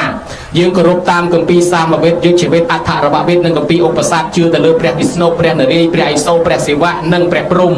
ហើយមានពិធីតបៈយោគៈសិវៈរាត្រីមានលទ្ធិពលឹងហៅពលឹងគេថាមនុស្សយើងម្នាក់មានពលឹង9ដល់10ពលឹងយោអានឹងមិនសំដែងឲ្យជឿទេប៉ុន្តែឲ្យញោមស្ដាប់ឲ្យផ្លែកតិចណាញោមណាពលឹងទាំង9ដល់10នឹងឯងគឺថាដីទឹកភ្លើងខ្យល់ពលឹង4បើខ្វះធាតុខ្យល់ស្លាប់ខ្វះធាតុភ្លើងស្លាប់ខ្វះធាតុដីធាតុទឹកក៏ស្លាប់អញ្ចឹងអានឹងធាតុទាំង4ហ្នឹងខ្វះមួយអត់បានទេអានឹងពលឹង4រូបវេទនាសញ្ញាសង្ខារនិងវិញ្ញាណយើងហៅថាខណ្ឌ5ពលឹង5ទៀតបូកទៅ9ហើយគ្រប់ទ្វារភ្នែកតិចច្រមុះមុខមាត់ទាំងអស់មាន10ទ្វារមានពលឹង10ទៀតសរុបទៅពលឹង9ដល់10ពលឹង9ដល់10នេះក្នុងមនុស្សម្នាក់មានអ្នករក្សាពលឹង4នាក់ពេជ្រប្រានពេជ្រប្រាជ្ញពេជ្រខុនពេជ្រធានម្នាក់រក្សាពីព្រឹកទល់ថ្ងៃត្រង់ម្នាក់ពីថ្ងៃត្រង់ទល់ល្ងាចម្នាក់ពីល្ងាចទល់កណ្ដាលអាទិត្យម្នាក់ពីកណ្ដាលអាទិត្យទល់ព្រឹករក្សាពលឹងនឹងចាំឲ្យតំណែងមកម្ចាស់ខ្លួនតាមរយៈញាក់ភ្នែកញាក់ច្រមុះញាក់មុខញាក់មាត់ញាក់ដៃញាក់ជើងនិងប្រភ្នូលផ្សេងនឹងយល់សពអ្នកខ្លះថាអាញាក់ភ្នែកនឹងមិនក៏មិនដឹងមុនខ្ញុំមកប៉ុនគេញាក់ភ្នែកព្រឺតអូមកើតទេបញ្ញាទៅផ្ទះខ្លាចមានរឿងទៅដល់ឆ្លោះជាមួយតាហ្មងអញញាក់ភ្នែកឆ្វេងនឹងមានរឿងមែនថ្ងៃក្រោយមកប៉ុនទៀតញាក់ភ្នែកឆ្វេងព្រឺតអញមិនតាន់ទៅទេខ្លាចឆ្លោះជាមួយតាទៀតអញនៅជាប់ប៉ុនយកទៅបន្តិចស្រាប់តែគេយកស្បែកជើងបាត់បង្ហោងទិញម្សិលមិញ$20ជិះម៉ូតូដល់កណ្ដាលផ្លូវបែកកង់ទៀតជាងដីក៏ហលីងងាប់ត្មងអញមានរឿងទៀតហើយគាត់ចំណាំឲ្យអញញាក់ភ្នែកឆ្វេងនឹងដឹងតែមានរឿងមកហើយគាត់សួរថាចុះអាភ្នែកនឹងមិនយកបានដឹងមុនអ្នករសាពលឹងត្រាប់អ្នកខ្លះថាខ្ញុំញាក់មាត់បានចំណៃឆ្ងាញ់បើញាក់អាមាត់ក្រោមដឹងតែឆ្លោះគ្នាហ្មងបកាយគ្នាបើញាក់ជើងគេបបួលដើរលេងបើញាក់ក្បាលមានភ្ញៀវខ្លះទៀតមានប្រភ្នូលចេះប្រភ្នូលចុះយល់សពចេះចុះគេថានឹងឯអ្នករសាពលឹងប្រាប់មនុស្សយើងម្នាក់ឈ្មោះអាចដូចគ្នាមុខអាចដូចគ្នាគេស្កេនឆ្លងប្រទេសអ្វីដែលខុសគ្នាគឺកាយដៃអត់ដូចគ្នាទេក្នុងព្រាហ្មណ៍គេថាអានឹងប្រវត្តិរូបមនុស្សម្នាក់គេទៅសេលើដៃហ្នឹងអាយុប៉ុណ្ណេះមានប្រពន្ធអាយុប៉ុណ្ណេះប្រពន្ធមួយអាយុប៉ុណ្ណេះប្រពន្ធពីរអាយុប៉ុណ្ណេះមានកូនអាយុប៉ុណ្ណេះបានការងារធ្វើអាយុប៉ុណ្ណេះឈឺធ្ងន់អាយុប៉ុណ្ណេះស្លាប់ទៅវិញពួកព្រាហ្មណ៍គេចេះមើលអានឹងយល់សិតតែអសរប្រវត្តិរូបយើងទៅក៏វិញក្បាំហ្នឹងបើយើងអត់ចេះមើលទេឃើញតែវិញក្បាំនឹងថាម៉េចទេដល់ទៅពេលគេថាមុននឹងស្លាប់ពលឹងតូចខ្លះចេញទៅហើយថ្ងៃស្លាប់ពលឹងធំចេញពីដើមពេលមនុស្សឈឺគេហៅពលឹងសិនហើយពលឹងបើពលឹងចូលគ្រប់គេថាមនុស្សនឹងជាវិញបើពលឹងចូលមិនគ្រប់គេឲ្យធ្វើបន់តម្រាឲ្យពលឹងនៅមានដែរយើងអាត្មាឃើញគេហៅដែរមកវើយមកថែអាសាកូនអាសាចៅស្រុកយើងវិញមនុស្សយើងគេថាពលឹងច្រើនអញ្ចឹងបានភ័យអីចូលចិត្តរបូតពលឹងហ្នឹង ដើរទៅគឺថាខ្លាចអីមួយទៅឈឺឡើងជ្រុះសក់គេហៅជំងឺលួសព្រលឹងអានឹងលួសព្រលឹងភ័យឈឺឡើងជ្រុះសក់គេថាព្រលឹងខ្លះចេញដើម្បីព្យាបាលគេតោះហៅព្រលឹងមកចូលឲ្យគ្រប់វិញព្រោះព្រលឹងវារហូតទៅខ្លះហើយព្រលឹង9ដណ្ដប់ណោះហើយដល់ហើយចឹងទៅអ្នកបួសពីដើមក៏គេសែនព្រលឹងសែនអីដែរហើយដល់មួយទៀតញោមហើយអារឿងហៅព្រលឹងហ្នឹងអ្នកខ្លះគាត់ថាដើរមកម្នាក់ឯងយកទៅលើកដោបបប្រោគាត់រត់ព្រុចមកប្រាប់ពីថាខ្ញុំមិញព្រលឹងចង់សក់មិនដល់ព្រលឹងចង់សក់ថាព្រលឹងហ្នឹងវាចេញដល់ចង់សក់ហើយនៅទៅតិចទៀតរហូតទៅបង្ហើយមិញឥឡូវវាតង់មកវិញជាប់ដល់ថ្ងៃស្លាប់អាព្រលឹងធំវាចេញគេថាអត់តន់អស់ទេនៅព្រលឹងរាយរងព្រលឹងរាយរងហ្នឹងចេញថ្ងៃទី7ថ្ងៃទី7បានព្រលឹងរាយរងហ្នឹងទៅបានគេរៀបចំសំណែនសែនព្រានមួយឲ្យចំថ្ងៃទី7ហ្នឹងដើម្បីឲ្យព្រលឹងហ្នឹងយកទៅឲ្យជុំគ្នាកើតកំណើតថ្មីអានេះប៉ុណ្ណេះទៅចុះសាសនាព្រាហ្មណ៍គេធ្វើអញ្ចឹងខ្មែរយើងធ្លាប់មានជំនឿនឹងភាសាហើយដល់ពុទ្ធសាសនាផ្សាយចូលមកលែងនិយាយពីលទ្ធិព្រលឹងនិយាយពីចុតិបដិសន្ធិកើតហើយត្រូវស្លាប់ហើយត្រូវកើតលើកលែងតែព្រះអរហន្តលោកអស់អវិជ្ជាតណ្ហាឧបាទានកម្មលោកលែងកើតហើយឯបុថុជនយើងត្រូវកើតស្លាប់របស់ព្រះអរហន្តគេហៅថាសមុច្ឆេទមរណៈស្លាប់របស់យើងបុថុជនរាល់ថ្ងៃនេះទី1ខណៈមរណៈគឺស្លាប់ដៃស្លាប់ជើងជ្រុះសក់បាក់ថ្មិញស្លាប់មួយគណៈបកែចាំអីឥឡូវបកែភ្លេចម្ដងស្លាប់ចុងក្រោយនេះគេហៅថាសមតិមរណៈស្លាប់ដោយសន្មតមានន័យថាស្លាប់ទៅនៅកើតទៀតណាញោមរូបរាងកាយចាស់នេះប្រើលែងបានដូរយករូបថ្មីមួយទៀតទេនៅកើតទៀតហេតុអីបានជាបុថុជនយើងនៅកើតទៀតព្រោះយើងនៅជាពាក់អវិជ្ជាតណ្ហាឧបាទានកម្មអ្នកខ្លះខ្ចីលុយគេអត់ទាន់សងទេនៅនឹងត្រូវកើតមកសងលុយគេអ្នកខ្លះលួចលុយគេរត់អត់ព្រមសងទេនៅនឹងត្រូវកើតមកធ្វើខ្ញុំពង្រើគេសងមកអស់លុយនឹងដែរអ្នកខ្លះប្រាថ្នាចង់ឲ្យបានកើតជាអុកញ៉ាជាអ្នកធំឲ្យស្អាតឲ្យល្អនៅនឹងត្រូវកើតមកស្អាតត្រូវកើតមកមានតំណែងធំយើងនៅជាប់ជាពាក់អញ្ចឹងណាញោមមើលក៏ដែរអ្នកខ្លះវាយគេរត់ទៅនៅនឹងត្រូវកើតមកឲ្យគេវាយវិញដែរអញ្ចឹងបានថានៅកើតចុះអ្នកដែលមានអារម្មណ៍ជាប់ជាពាក់អ្នកខ្លះស្លាប់ទៅហើយអាឡោះអាឡៃផ្ទះអាឡោះអាឡៃសំបែងអាឡោះអាឡៃកូនចៅដីធ្លីមនុស្សនេះស្លាប់ទៅអត់ទាន់ទៅណាទេស្លាប់ទៅនៅកើតបដោះអាសន្នក្បែរហ្នឹងគេហៅថាកំណើតសម្ភវេសីសកំណើតអាយុគាត់ច្រើនតែ7ថ្ងៃទេគាត់តទៅទៀតអាតនឹងហើយដែលកូនខ្លះថាអូយព្រលឹងម៉ែព្រលឹងឪមកឲ្យកូនឃើញមកបញ្យល់សពប្រាប់ថាម៉ែនេះឃើញគេធ្វើប៉ុនចេះគេធ្វើប៉ុនចុះយើងហៅថាព្រលឹងម៉ែព្រលឹងឪមិនមែនព្រលឹងទេគឺកំណើតបដោះអាសន្នគាត់កើត7ថ្ងៃណាញោមណាកើតនៅក្បែរហ្នឹងដូចតែសាក់ពិខុស្រឡាញ់ជាពោថ្មីមិនហ៊ានប្រើចិត្តតែទុកស្រាប់តែឈឺធ្ងន់ស្លាប់ទៅកើតជាចៃខ្មោចនៅនឹងជាពោហើយពិខុសង្ឃយកជាពោចៃគ្នាចៃនឹងស្រែកថាចោទៅដើមជាពោខ្ញុំមកចោហើយពិខុសង្ឃមានស្ដាប់អីឮសំឡេងចៃមិនដឹងប្រមាណមេហ្គាហឺតផងម្ល៉េះហើយបានប្រពុតទ្រង់ញៀនដឹងខាត់ពិខុសង្ឃក៏មកចៃគ្នាឲ្យទុកសិនហើយព្រះអង្គដាក់បញ្ញត្តិថារបស់ព្រះសង្ឃចង់ឲ្យទៅណាឲ្យនៅរស់ឲ្យទៅលោកសកុតទៅខ្លាចជារបស់វត្តគៈរូបភ័ណ្ឌទុកសម្រាប់វត្តលក្ខហូបភ័ណ្ឌត្រូវចែកគ្នាប៉ុន្តែមុននឹងចែកគ្នាត្រូវទុកឲ្យហួស7ថ្ងៃសិនបានជាលោកសក្រាចស្លាប់ទៅគេបិទទ្វារគាត់សក្រាច7ថ្ងៃចោលសិនមកពីហេតុអីបានព្រះអង្គយល់ដឹងថាសត្វលោកដែលស្លាប់ទៅអារម្មណ៍ជាប់ជំពាក់កើតជាសម្ភវេសីសកំណើតបដោះអាសន្ន7ថ្ងៃចឹងម៉ែយើងឪយើងក៏ដោយស្លាប់ទៅបើអាឡោះអាឡៃជាមួយកូនជាមួយចៅហ្នឹងមានន័យថាគាត់អត់ទាន់ទៅទេណាញោមគាត់កើតបដោះអាសន្ននៅក្បែរយើងនឹង7ថ្ងៃដល់ថ្ងៃទី7បានគាត់ចេញដំណើរទៅបានជាយើងធ្វើបុណ្យឲ្យទាន់ថ្ងៃទី7ហ្នឹងហៅថាបុណ្យ7ថ្ងៃរឿងរ៉ាវពីជំនាន់ព្រះយាយតា2នាក់ហ្នឹងមានកូន4ដណ្ដប់នាក់ហើយរៀបចំកូនខ្លះនៅសល់ខ្លះដល់ពេលគាត់រៀបស្លាប់ទៅអារម្មណ៍គាត់ជាប់ជំពាក់នឹងកូនទៅវិលអានេះចែកគេអានោះមិនទាន់ចែកគេដល់គាត់ស្លាប់ទៅកើតជាប្រែតបដោះអាសន្នអស់7ថ្ងៃនៅក្នុងភូមិនៅបែបផ្ទះហ្នឹងអត់ចំណីអាហារកូនមិនបានធ្វើបុណ្យដោយញោមអញ្ចឹងអីអត់ចំណីអាហារប៉ុន្តែកូននាំគ្នាយំឲ្យល្ងៀមពេញផ្ទះស្ដាយម៉ែស្ដាយឪដល់តែកូនបងគេនឹងលួងប្អូនតោះយើងលែងយំលែងអីនាំគ្នាធ្វើបុណ្យឲ្យម៉ែឪយើងធ្វើបុណ្យទៅវាចំថ្ងៃទី6ថ្ងៃទី7ហ្នឹងធ្វើបុណ្យក្រែងហើយទៅឧទ្ទិសទៅឲ្យម៉ែឲ្យឪហើយមិនដឹងថាបានមិនបាននេះទៅថ្វាយគុំសួរព្រះនាំបងប្អូនទាំងអស់នេះទៅរកព្រះហ្មងទៅថ្វាយគុំសួរថាព្រះអង្គហើយឪពុកម្ដាយខ្ញុំព្រះអង្គស្លាប់ទៅកើតឯណាទៅព្រះអង្គហើយបុណ្យខ្ញុំធ្វើទៅគាត់ទទួលបានអីអត់បានប្រពុតបំភ្លឺប្រាប់ថាអ្នកទាំងអស់គ្នាឪពុកម្ដាយអ្នកទាំងអស់គ្នាណាពេលស្លាប់ទៅអារម្មណ៍ជាប់ជំពាក់ជាមួយកូនចៅជាមួយទ្រព្យសម្បត្តិនៅវិលអត់ទៅណាគាត់ស្លាប់ទៅកើតជាប្រែតអស់7ថ្ងៃកំពុងតែអត់ចំណីអាហារឃ្លានណាស់ស្រាប់តែកូនធ្វើបុណ្យថ្ងៃទី6ទី7ហ្នឹងឥឡូវឪពុកម្ដាយបានទទួលផលបុណ្យហ្នឹងហើយសោយសម្បត្តិទឹកជាទេវបុត្រទេវធីតានៅលើនោះហើយបើកូនមិនជឿទេចាំមើលព្រះអង្គយកសាវកទាំងអស់ជាសាក្សីពេលនោះឯងប្រើមហាមោគលានឲ្យទៅផ្លែតមោគលានទៅដល់ឈប់មុខវិមានទេវតានោះទេវតាចេញមកសួរថាដេគុណម្ចាស់និមន្តពីណាមកពីស្រុកមនុស្សដេគុណម្ចាស់ទៅប្រាប់កូនខ្ញុំកណាផងអង្ការពីខ្ញុំកណាស្លាប់មកកើតជាប្រែតអស់7ថ្ងៃដេគុណឲ្យហេវហត់អស់កម្លាំងឃ្លានណាស់ហើយស្រាប់តែដល់ថ្ងៃទី6ទី7កូនគេធ្វើបុណ្យឧទ្ទិសមកឲ្យខ្ញុំស្រាប់តែខ្ញុំទទួលផលបុណ្យពីកូនបានសម្បត្តិទឹកមកកើតក្នុងឋានសួគ៌នេះបានរបស់របរមិនខ្វះសោយសម្បត្តិទឹកនេះដោយសារផលបុណ្យដែលកូនបានធ្វើឲ្យមក chẳng hỏi ơi từ lọc từ vinh từ pram đo côn phong nhom ná mô cái liên lưu tầm năng năng hỏi cho mà vinh cũng mà pram đo côn thành nè tầng ngọc khnia ơi mà đai phục nè tầng ngọc khnia pe slap từ nó từการchỉ pram ở bầm bờ ngayปันตาเลยเนี่ยกดรู้ปีกำนัดแปรท้อยบานแต่การขนมทานสู้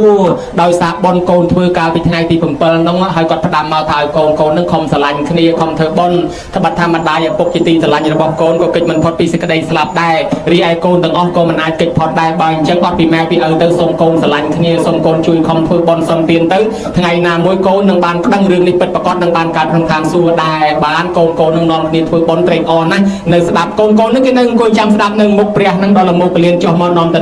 ตำนองตำนังมาปรับปีอนะโยมอยลือทับบอลนังบานดอลไม้เกย์ช่วยไงตีผมเปิลนังบานดอลไม้เกย์ก็นอนคณีเตรงอหายช่วยบอลนังต่อคณีนังตามเรื่องนังรอโหดสอบไงมาตัวไงนังจังเตอเอาแต่ไม้สลับนอนคณีช่วยบอลผมเปิลไงตามระยะเรื่องนังรอโหดมาจังเตอตามเป็นมันแมนประปุดนังดักบอลไปยัดไปเชียร์มาตีแมนบอกองท่าตีเนี่ยตั้งออกเนี่ยเตอกับช่วยผมเปิลไงอดตีมาไปยังศักษาเคยเรื่องนังแต่ก็ยังช่วยตัวไงตีผมเปิลนังก็จอบประบอสไทยถับบอลผมเปิลไงตัวสอบไงเตอร์นะโยมนะให้เลือกไปนั่งเก็บมาโรยไงจำเป็นกราวจำเยี่ยอย่างเลยแต่ปัจจัยไปจองจังให้ส่งอนุเยี่ยอุปาสิกาใช้กำลีเป็นเอาปีกลายนาส่งเอาแต่ตัวก็สอบพอลบอลปีโกนใจบานพูดเติมในเสาสมบัติตามปัฒนาเจ้าโดยขนมทวาทาโดยกอดบานกลายขบงขบให้รถแต่ขบงขบแทนเตียนโดยกอดมันกอนบานตีขบงขบตีนึ่งรุ่ยปีกำนาตอนนู้นแต่การขนมตีขบงขบขนมไงตีผมเปิลนี่ให้มวยอันเลอโดยเยติกาสารหัดได้บัดใบใจทานเติมจิโดนจิตามากองเจ็บใจเศร้าเฮียเตียอีเปเกลกองเศร้าอันซึมขมอยมุนขมอยโรยมาโรยจอนมาปอนตำรวจตาตุจิตัวตาเลียยีเลียจิมัดระบอบมาจากบอลจิเนียระบอบมาจากบอลใครจิเนียระบอบเยี่ยกันแต่โยกอะไรก็สมัยตัวก็สาวพอลบอลสาวสมบัติตามสิ่งใดปัฒนาตลอดคนนี้นะยมนะสมเด็จพระหนึ่งโมตเนียบอลพองนอนตำแหน่งแต่ปราบตอนเย็นตั้งหนุกพองสมเด็จพระไทยสากลโกรวมเรียนเป็นชีวิตเนยนั้นตั้งกบวนครัวซาหน่อยสกสบายละหดต่อเติมไอโยเยี่ยแต่มาโจรวมแต่งยัยแต่งตาแต่งอาจารย์โดนชีนรีบรอหอยต่อสู้นะโยมาสมาในฮันเดอร์ตันตอนเติมเพียหเลยดอกเมาเติมไอจะได้สมัยโยตั้งออกเนี่ยตั้งอายุแหวนสกปรกละก็มาเมียนจึงมือไอ้คนใจเราตัวเตียนเมียนบานการวิกรมเดชะจุ่มโยมยิ่งเมียนปนองปอนปองปัฒนายางนาขนมจัดสมัยบานสำหรับชีวิตเสหธรรมะจูนโปปิเสกจิงเกนั้นคือสกปรกละก็มาชื่อนะก็มาเมียนเกจินันนันเตชื่อนี้กุมนุมกุลชีบาดเบียนจักจดอดอารันดาดปรุนปดจักบาดจัดกุลประกันมูลประกันมือเลยจุ่มออกลองเลยดูดองเดือดดำเพิ่งก่อนจันจ่าลอยบนในปานตั้งใหญ่ตั้งตาจ่าโดนชีนีบรอแต่งเที่ยวกัตยุแต่งเนี่ยจงเธอเนี่ยดักเนี่ยจูนเนี่ยสมิสสันดับนอกเนี่ยพอรุ่นเนี่ยทอดวิตาโอเนี่ยปางเมโครเนี่ยรูนเนี่ยควอนควายโจจักเนี่ยพอเติมเตียปัดทางเล่นของที่นี่ได้สมัยบ้านบนบสอนิทายสร้างการเป็นชีวิตวันโยมเย็ดหุ่นในบ้านยุสกสบายโดยสิ่งใดปัฒนาโยมเย็ดเป็นปนองปอนกองยางนาทูมดเอ็กโอปัฒนายางนาดาราธรรมสตับมันลือเตียนสมัยสิ่งใดปัฒนาดินครูนุบ้านสำรัจโดยโกปนองการสำแดงสนมัตจบใต้ปนไอไอวัง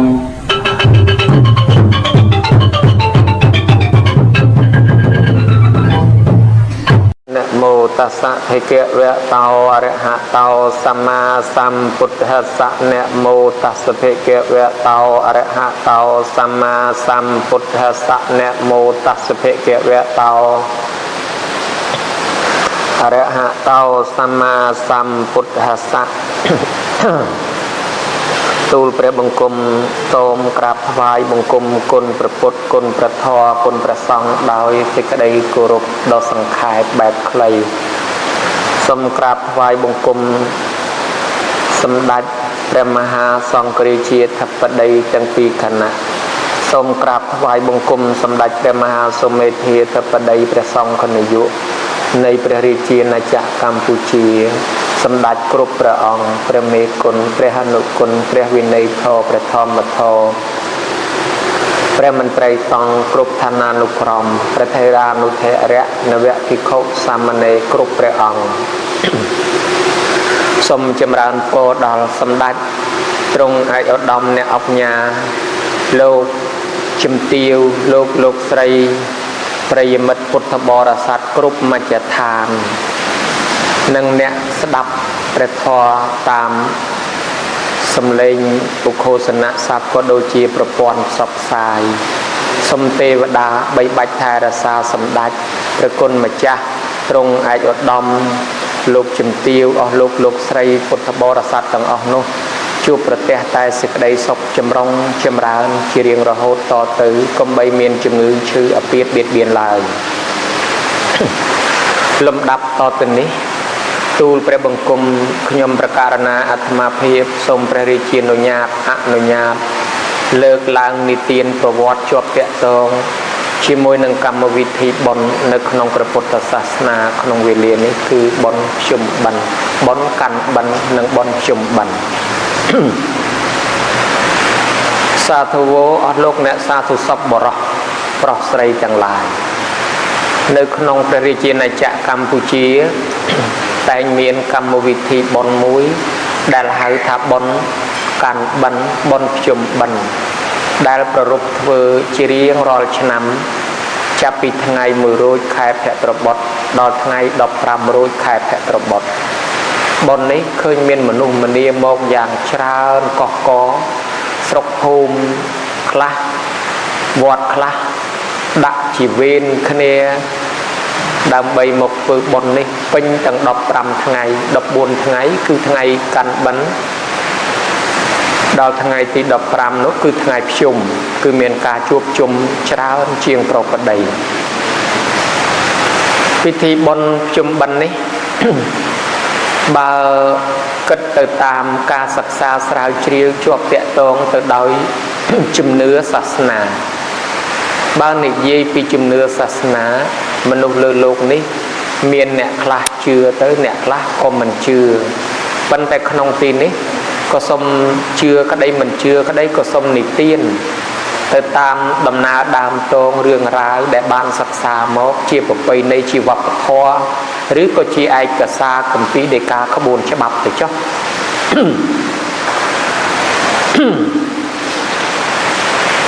បុណ្យកាន់បិណ្ឌពាក្យថាបិណ្ឌៈមានន័យថាដុំបាយគឺជាការប្រគេនចង្ហាន់ដល់ព្រះសង្ឃ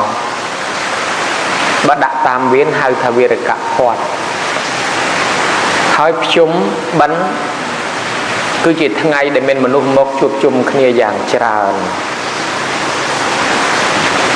បុណ្យនេះមាននៅក្នុងសង្គមខ្មែរនេះតាំងពីយូរយារមកហើយតាំងពីបរមបុរាណកាលមកក្នុងសម័យអង្គរមកម្លេះ ពីព្រោះតាមការសិក្សាស្រាវជ្រាវទៅយើងឃើញមានជាតម្រយលំអានបញ្ជាក់ខ្លះៗនៅក្នុងសិលាចារឹកព្រះខ័ននិងសិលាចារឹកតព្រំហើយក៏ដូចជាមានបញ្ជាក់ នៅក្នុងសិលាចារឹកសម័យអង្គរសិលាចារឹកលេខ3គឺការ306 សិលាចារឹកព្រះជ័យជេដ្ឋាទី1 ជាដើមបានបញ្ជាក់ថាបបណ្ណទ្វាទេសបណ្ឌៈមានន័យថាព្រះរាជាកាន់បិណ្ឌ12ថ្ងៃដើម្បីឧទ្ទិសកុសលដល់ពពួកញាតិដូច្នេះបើតាមការសិក្សាស្រាវជ្រាវទៅលើសិលាចារឹក យើងឃើញមានបុណ្យកាន់បិណ្ឌភ្ជុំបិណ្ឌនេះតាំងពីយូរយារណាស់មកហើយនៅក្នុងព្រះរាជពង្សាវតារនៃព្រះរាជាណាចក្រកម្ពុជាបានបញ្ជាក់នៅក្នុងរជ្ជកាលព្រះអង្គឌួងថាក្នុងឆ្នាំ1848ចន្លោះទៅដល់ឆ្នាំ1859ហ្នឹងមានបញ្ជាក់ថាព្រះរាជាប្រារព្ធពិធីដាក់បិណ្ឌកាន់បិណ្ឌនៅថ្ងៃ1រោចថ្ងៃ14រោចទ្រង់ចេញថ្វាយព្រះបិតា15រោចទេសនាគាថាព័ន្ធសេចក្តីនេះមានន័យបញ្ជាក់ថាគឺការបង្ហាញពីសកម្មភាពព្រះរាជាធ្វើបុណ្យជុំបិណ្ឌកាន់បិណ្ឌមិនមែនព្រះរាជាបង្កើតបុណ្យនឹងត្រឹមថ្ងៃហ្នឹងទេគឺបញ្ជាក់ពីសកម្មភាពព្រះរាជាធ្វើបុណ្យតាមការសិក្សាសន្និដ្ឋានមកថា អាចបុណ្យនេះមានតាំងតែពីសម័យអង្គរប៉ុន្តែពេលរជ្ជកាលខ្លះមានការធ្វើរជ្ជកាលខ្លះមានការរីកចម្រើនខ្លាំងពេលខ្លះក៏មានការថយចុះហើយការធ្វើនោះពុំទាន់បានចុះសម្រុងគ្នាគ្រប់ទិសទីនៅឡើយ ដ ក៏លុះក្នុងរជ្ជកាលព្រះអង្គឌួងក៏ទើបមានកម្មវិធីនេះកើតឡើងគ្រប់វត្តអារាមគ្រប់ទិសទីទាំងអស់នេះតាមមតិសន្និដ្ឋានរបស់អ្នកសិក្សាយើងគិតឃើញប្រភពប្រវត្តិនៃការធ្វើបុណ្យកាន់បិណ្ឌភ្ជុំបិណ្ឌនេះតើកើតឡើងតាមរយៈណាសម្លឹងទៅលើជាតិពន្ធុវិជ្ជាវប្បធម៌ជាតិសាសន៍របស់មនុស្សដែលរស់នៅក្នុងតំបន់អាស៊ីជាពិសេសក្នុងប្រទេសកម្ពុជានេះយើងរងទទួលឥទ្ធិពលសាសនាជាច្រើនហើយជាពិសេសសាសនាជំនឿដើមសាសនាព្រហ្មញ្ញសាសនាព្រះពុទ្ធនិងជំនឿឥទ្ធិពលសាសនាពីប្រទេសជិតខាងផ្សេងៗទៀតក៏មានចំពោះបុណ្យភ្ជុំបិណ្ឌយើងអាចចាត់ថាជាបុណ្យរបស់ប្រពៃណីជាតិផងជាបុណ្យសាសនាផងលាយបញ្ចូលគ្នាបុណ្យប្រពៃណីជាតិត្រង់ថាប្រទេសគេអ្នកកាន់ពុទ្ធសាសនាដូចគ្នាដែរគេអត់មានទេមានតែប្រជាណាចក្រកម្ពុជាតែប៉ុណ្ណោះដូច្នេះគេអត់មានយើងមានគឺពិតជាបុណ្យប្រពៃណីជាតិរបស់យើងពីព្រោះថាទោះបីព្រះពុទ្ធសាសនាមិនទាន់បានផ្សាយចូលមកដល់ប្រទេសកម្ពុជានេះក៏ប្រទេសកម្ពុជាយើងបានទទួលការរៀបចំគោរពបូជាចំពោះបុព្វការីជនជាពិសេសការគោរពរាប់អានព្រលឹងដូនតាមានការធ្វើបុណ្យសន្តានសែនព្រេនទៅតាមជំនឿនោះរួចស្រេចមុនតាំងពីមុនព្រះពុទ្ធសាសនាផ្សាយចូលមកម្លេះក៏លុះព្រះពុទ្ធសាសនាផ្សាយចូលមកយើងបានទទួលជំនឿព្រះពុទ្ធសាសនាហើយមុននោះទៀតក៏បានទទួលឥទ្ធិពលព្រហ្មញ្ញសាសនាផងទើបធ្វើឲ្យកម្មវិធីបុណ្យទាំងឡាយមានការរួបរวมជួបជុំគ្នាដោយពិធីចម្រុះចំពោះព្រះពុទ្ធសាសនាដែលនិទានពាក់ព័ន្ធទៅនឹងគម្ពីរដីកាដែលលើកឡើងពាក់ព័ន្ធទៅនឹងបុណ្យភ្ជុំបិណ្ឌនេះយើងឃើញយ៉ាងហោចណាស់មាន4គម្ពីរគម្ពីរមួយអ្នកប្រាជ្ញថាគេធ្វើទៅតាមគម្ពីរធម្មបទមួយទៀតថាគេធ្វើទៅតាមគម្ពីរបេតវត្ថុមួយទៀតថាគេធ្វើទៅតាមគម្ពីរសត្រាវិជាធម៌អ្នកខ្លះទៀតថាគេធ្វើទៅតាមគម្ពីរសត្រាអានិសង្ឃបិណ្ឌទូព្រះបង្គំខ្ញុំប្រកាសណាអាត្មាភាពសូមព្រះរាជានុញ្ញាតអនុញ្ញាតលើកឡើងដោយសេចក្តីសង្ខេបត្រួសអំពីរឿងគម្ពីរទាំងនេះនៅក្នុងគម្ពីរធម្មបទបាននិទានដល់ព្រះរាជាដែលបានធ្វើបុណ្យហើយក៏ចាត់មនុស្សប្រើការក្នុងកម្មវិធីបុណ្យមនុស្សនោះធ្វើការមានការធ្វេសប្រហែសពេលកូនយំទៅក៏បានយកនំដែលទំនុកបំរុងប្រសង់ហ្នឹងមកឲ្យកូនហូបមានការមិនគោរពខ្ជះខ្ជាយទៅវាកើតទៅជារឿងហូបមុនរោគហើយយូរទៅមានការធ្វើប្រហែសដោយសេចក្តីប្រមាទបានជាមានកម្មពៀត្រូវផ្លាត់ខ្លួនទៅជាប្រែតអត់ចំណីអាហារអស់កាលយូរជាច្រើនចំនួនប្រពុតមកក៏លុះដល់ព្រះសមណគោតមត្រាស់ដឹងឡើងក្នុងលោកពួកប្រែតទាំងនោះក៏បានមកសួររកចំណីអាហារក្រោយពីបានស្ដាប់ដឹងថានឹងបានទទួលចំណីអាហារបរិភោគក្នុងសាសនានេះហើយប៉ុន្តែរងចាំញាតិធ្វើឧទ្ទិសមកសិនអញ្ចឹងមានតែទៅរំលឹកញាតិឲ្យដឹងគឺអ្នកទាំងនោះទៅស្រែកយំនៅជុំវិញព្រះបរមរាជវាំងរបស់ព្រះបាទពំពិសានៅក្រុងរាជក្រឹសព្រះបាទពំពិសាឮស្នូរសំឡេងសម្រែកដ៏អស្ចារ្យប្លែកពីសពដងព្រឹកឡើងក៏យករឿងនោះទៅទូលសួរចំពោះព្រះសម្ពុទ្ធព្រះអង្គក៏បានត្រាស់សម្ដែងប្រាប់ថាជាញាតិរបស់ទ្រង់ដែលអត់ចំណីអាហារបានចាប់ជាតិកំណើតកើតជាប្រែតអស់កាលយូរហើយឥឡូវគេនឹងត្រូវបានចំណីអាហារបរិភោគក្នុងសាសនានេះតើតែទ្រង់ធ្វើឧទ្ទិសកុសលបញ្ជូនទៅឲ្យគេផងព្រះបាទពំពិសា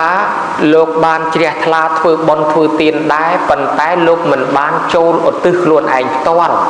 មិនបានប្រគិនខ្លួនឯងមិនបានឧទ្ទិសដោយប្រើគេដោយចាត់គេឲ្យធ្វើជំនួសអញ្ចឹងទៅពួកនឹងមិនអាចទទួលបាននៅតែមានសម្រែកស្រែកយំត្រហឹងអើងកងប្របាទពំពិសាសួរសេចក្តីនោះចំពោះព្រះដ៏មានពភៈធ្វើបុណ្យរួចហើយមិនក៏ពួកប្រែតនៅតែស្រែកយំទៀតបានព្រះអង្គទ្រង់សម្ដែងប្រាប់ថា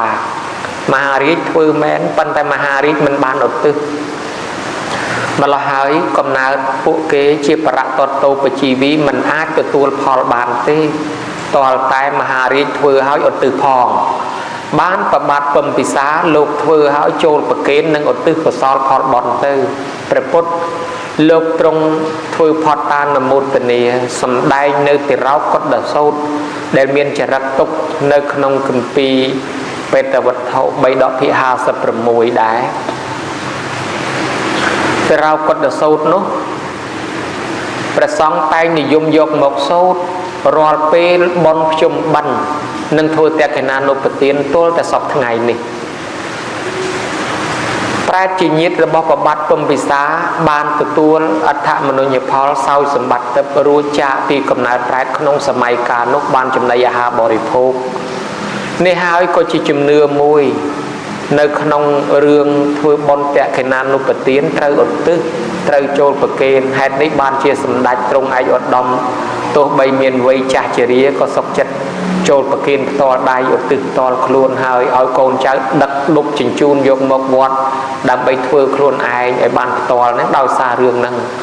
ឬក៏និមន្តព្រះសង្ឃទៅដល់គេហដ្ឋានដើម្បីបានប្រគេនផ្ទាល់ហើយព្រះសង្ឃក៏និយមសូត្រតិរោកុដសោតទល់សពថ្ងៃនេះនេះក៏ជាប្រភពមួយដែលអ្នកសិក្សាបានកំណត់ថាជាប្រភពនាំឲ្យកើតបុណ្យភ្ជុំបិណ្ឌកាន់បិណ្ឌនេះដែរប្រភពមួយទៀតតាមគម្ពីរបេតវត្ថុសូមបញ្ជាក់ផងដែរថាបេតវត្ថុនេះបើតាមការសិក្សាមើលទៅឃើញមាន2បេតវត្ថុក្នុងគម្ពីរបត្រៃ3ដកគឺ3ដកភាគ56មានឈ្មោះថាបេតវត្ថុដែរប៉ុន្តែបេតវត្ថុក្នុងគម្ពីរបេតវត្ថុនោះបេតវត្ថុមួយទៀតនេះគឺជាស្នាដៃរបស់ព្រះធម្មបាលដែលជាអ្នកនិពន្ធជាព្រះកន្ធរចនាចារ្យជាអដ្ឋកថាចារ្យហើយបឋមបទនោះជារបស់ព្រះពុទ្ធឃោសាចារ្យបេតវត្ថុក្នុងព្រះត្រៃ3ដកភាគ56គឺនិយាយពីរឿងប្រែតយ៉ាងច្រើនប៉ុន្តែដែលនិទានលើកឡើងបេតវត្ថុរបស់ធម្មបាលនោះនិទានលើកឡើងរឿងមួយដែលគួរឲ្យកត់សម្គាល់គឺរឿងប្រែតដែលមានសៀតផ្កាតបែកព្រៃនៅនឹងតិចនៅនឹងក្បាលនោះថាពីដើមឡើយមានអ្នកប្រមាញ់បបបាញ់សត្វម្នាក់មួយជីវិតប្រកបទៅរបរបាញ់សត្វបានសត្វទៅក៏យកសត្វនឹងទៅចែកឲ្យពួកក្មេងៗខ្លះពេលក្រោយមកថ្ងៃមួយបាញ់អត់បានកាច់ផ្កាតបែកព្រៃយកទៅជាមួយយកទៅចែកឲ្យក្មេងៗនៅពេលអស់អាយុទៅក៏បានចាប់កំណើតជាប្រែតដើរត្រាច់រង្គត់ទៅតាមទឹកហើយមានសៀតផ្កាតបែកព្រៃនៅនឹងក្បាលពេលមួយអ្នកធ្វើដំណើរតាមសំពៅទៅចេះតែប្រែតនឹងមកស្រែកសុំចំណីអាហារក៏លុះកោលយាអាមាត្យដែលលើកតបមកពីច្បាំងមានដំណើរតាមផ្លូវទឹកស្រាប់តែស្កាត់តាមផ្លូវទឹកហ្នឹងមកជួបជាមួយកោលយាអាមាត្យសុំចំណីអាហារឲ្យឃើញភ្នែកស្រស់កោលយាអាមាត្យក៏បានហុចបាយឲ្យហុចសម្លៀកបំពាក់ឲ្យប្រែតនោះប្រាប់ថាខ្ញុំមិនអាចយកបានទេខ្ញុំមិនអាចទទួលបានទេបើលោកពិតជាអាណិតខ្ញុំលោកកុំធ្វើអញ្ចឹងអីលោកយកចង្ហាន់យកបាយនេះ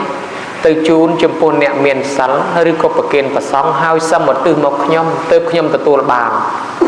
ហើយនៅក្នុងសមុទ្រដូច្នោះគេទៅរកប្រសង់ឯណាបានឃើញមានបរិសម្នាក់រក្សាសិល5ចាំសិល8អញ្ចឹងទៅក៏បានជូនទៅបរិសនោះហើយក៏ឧទ្ទិសកុសលទៅក៏បានសម្រេចទៅជាចំណីអាហារទឹកដល់ប្រែតនោះក៏មកបង្ហាញខ្លួនឲ្យឃើញភ្នែកស្រស់រូបឆោមលោមពណ៌ដូរទៅជាទេវបុត្រទេវធីតាទៅជាទេវបុត្រដែលយើងហៅថាទេវតាអញ្ចឹងចុះ ទៅជាទេវបុត្រហើយក៏បានប្រាប់ថាខ្ញុំបានទទួលផលបុណ្យរបស់អ្នកហើយចំណីអាហារទឹកខ្ញុំបានសម្រេចហើយសម្លៀកបំពាក់ក៏បានហើយក៏បានផ្ដាំថាបើសិនជាលោកអាណិតដល់កំណើតប្រែតដតីទៀតដូចជាពួកខ្ញុំអញ្ចឹងសូមលោកធ្វើបុណ្យតាមរបៀបនេះមកចុះទើបខ្ញុំទទួលបានចាប់ពីមានរឿងនោះមកទើបអ្នកធ្វើបុណ្យឧទ្ទិសជូនអ្នកស្លាប់ត្រូវស្វែងរកអ្នកមានសិលមានព្រះសង្ឃតាជីដូនជីជាដើមក៏ជាប់តាក់ទងដល់កម្មវិធីបុណ្យដូចជាប្រជុំបិណ្ឌដូចជាតក្កណានុពទានយើងក៏ត្រូវធ្វើជាមួយព្រះសង្ឃឬអ្នកមានសិលនឹងជាប់មកនេះក៏ជាប្រភពទី2ដែលនាំឲ្យកើតមានជាបុណ្យប្រជុំបិណ្ឌផងដែរប្រភពទី3លោកពោលដល់គម្ពីរសត្រាវិជ្ជាធម៌សម្ដែងពីលោកអ្នកមានរិទ្ធអាចមុជជ្រែកហោះហើរទៅគ្រប់ទិសទីលើអាកាសក្នុងសមុទ្រទៅឋានទៅពិភពផ្សេងមានព្រះឧបគុតថែលោកជាកម្ពុជាអ្នកមានរិទ្ធលោកបានមានរិទ្ធដូចជាព្រះមេលីថែដូចព្រះមោគលានថែដែរព្រះឧបគុតលោកបានជ្រែកហោះទៅជួបជាមួយនឹងកំណើតមួយក្រុមដែលផ្សេងពីមនុស្សយើងកំណើតទាំងនោះដែលគេហៅថាពួកប្រែតហើយគេបានទទួលសេចក្តីសុខនៅពេលដែលលោកបានទៅចិត្តលោកសម្ដែងធម៌ឲ្យពួកគេនោះស្ដាប់អ្នកទាំងនោះក៏ផ្ដាំជាមួយនឹងលោកថាលោកម្ចាស់ដ៏ចម្រើនពួកខ្ញុំស្លាប់ពីមនុស្សមកកើតក្នុងកំណើតនេះចោលទ្រព្យសម្បត្តិរបស់របរយើងនៅឯស្រុកមនុស្សទាំងអស់មិនបានយកលុយកាក់មាសប្រាក់មកជាមួយទេម្ល៉េះហើយយើងមកកើតក្នុងកំណើតអត់ចំណីអាហារលោកម្ចាស់ពេលលោកម្ចាស់ត្រឡប់ទៅស្រុកមនុស្សវិញសូមលោកម្ចាស់ប្រាប់ដល់អ្នកដែលនៅរស់នោះផងឲ្យមានការអាណិតអាសូរដល់ពួកយើងខ្ញុំផងធ្វើបុណ្យឧទ្ទិសកុសលមកឲ្យពួកយើងខ្ញុំផងឲ្យយើងខ្ញុំបានទទួលចំណីអាហារបរិភោគយើងខ្ញុំនឹងបានបុណ្យកុសលជាដើមទុនធនធានដើម្បីចេញពីទីកន្លែងនេះទៅចាប់ជាតិចាប់កំណើតកើតជាមនុស្សទេវតាឬទៅកន្លែងដទៃសូមលោកម្ចាស់ជួយប្រាប់ផងព្រះឧបគុតថែលោកបានចេញពីទីនោះមកក៏យករឿងនេះមកទូលថ្វាយព្រះរាជាមួយអង្គព្រះរាជានោះក៏បានបញ្ជាឲ្យប្រជាជនប្រជានុរាស្ត្រទាំងអស់នាំគ្នាធ្វើបុណ្យឧទ្ទិសទៅឲ្យអ្នកស្លាប់ផងទៅតាមបណ្ដាំដំណើរការទូលរបស់ព្រះឧបគុតនោះបានជាប្រជាជនចូលចិត្តធ្វើបុណ្យឧទ្ទិសជូនដល់អ្នកស្លាប់អញ្ចឹងទៅនេះគឺជាប្រភពមួយទៀតតាមរយៈរឿងរ៉ាវដែលមាននៅក្នុងគម្ពីរសត្រាវិជ្ជាធម៌ប្រភពមួយទៀតតាមគម្ពីរអានិសង្សបិណ្ឌក្នុងរឿងអានិសង្សបិណ្ឌបានបញ្ជាក់ប្រាប់ថាអនាថបណ្ឌកសេដ្ឋីចូលទទួលសួរព្រះពុទ្ធថាបបិទ្ធព្រះអង្គដ៏ចម្រើនយើងខ្ញុំមានសេចក្តីនឹកស្រណោះដល់មេត្តាបិតាបុព្វការីជនដែលលោកបាក់បែកចែកឋានទៅលោកខាងមុខហើយបើលោកនៅរស់យើងខ្ញុំនឹងជូនបាយទឹកនំចំណីចិញ្ចឹមទំនុកបំរុងផ្ទាល់ដៃចុះបើលោកស្លាប់បាក់បែកចែកឋានទៅលោកខាងមុខហើយតើពួកយើងខ្ញុំនឹងធ្វើដូចម្ដេចទៅព្រះអង្គព្រះពុទ្ធក៏ទ្រង់សម្ដែងប្រាប់ថាឲ្យរៀបចំបាយបិណ្ឌបាយបិទត្បូរនិមន្តព្រះសង្ឃបាំងស្គលវេចង្ហាន់ផតតាហានោះឧទ្ទិសកុសលបញ្ជូនទៅរឿងនេះក៏ជាប្រភពមួយនាំឲ្យកើតកម្មវិធីបុណ្យភ្ជុំបិណ្ឌកាន់បិណ្ឌដែរបានជាក្នុងពិធីបុណ្យភ្ជុំបិណ្ឌកាន់បិណ្ឌគេត្រូវមានរៀបបាយបិណ្ឌបាយបិទត្បូរទៅតាមលំនាំរឿងរ៉ាវអញ្ចឹងដែរសរុបសេចក្តីមកយើងឃើញមានប្រភពតាក់ទងគម្ពីរ4ដែលនិយាយតាក់ទងដល់បុណ្យភ្ជុំបិណ្ឌហើយគម្ពីរដែលកំណត់កាលបរិច្ឆេទថាត្រូវធ្វើថ្ងៃ1រួចដល់15រួចគឺគម្ពីរសត្រាវិជ្ជាធម៌នេះឯងប៉ុន្តែសត្រាវិជ្ជាធម៌និងសត្រាអានិសង្សបិណ្ឌនេះមិនមែនជាព្រះពុទ្ធដីកាផ្ទាល់របស់ព្រះពុទ្ធទេគឺជាស្នាដៃរបស់អ្នកប្រាជ្ញចំនួនក្រោយដែលគេសរសេរគេបង្កើតឡើងទៅតាមចំណេះចេះដឹងជាព្រះអដ្ឋកថាចារ្យឬក៏ជាអ្នកប្រាជ្ញចំនួនក្រោយអាចថាជារបស់ខ្មែរដែលយើងរករាជការពុំឃើញគម្ពីរពីរនេះ ហើយបើយើងសម្លឹងទៅ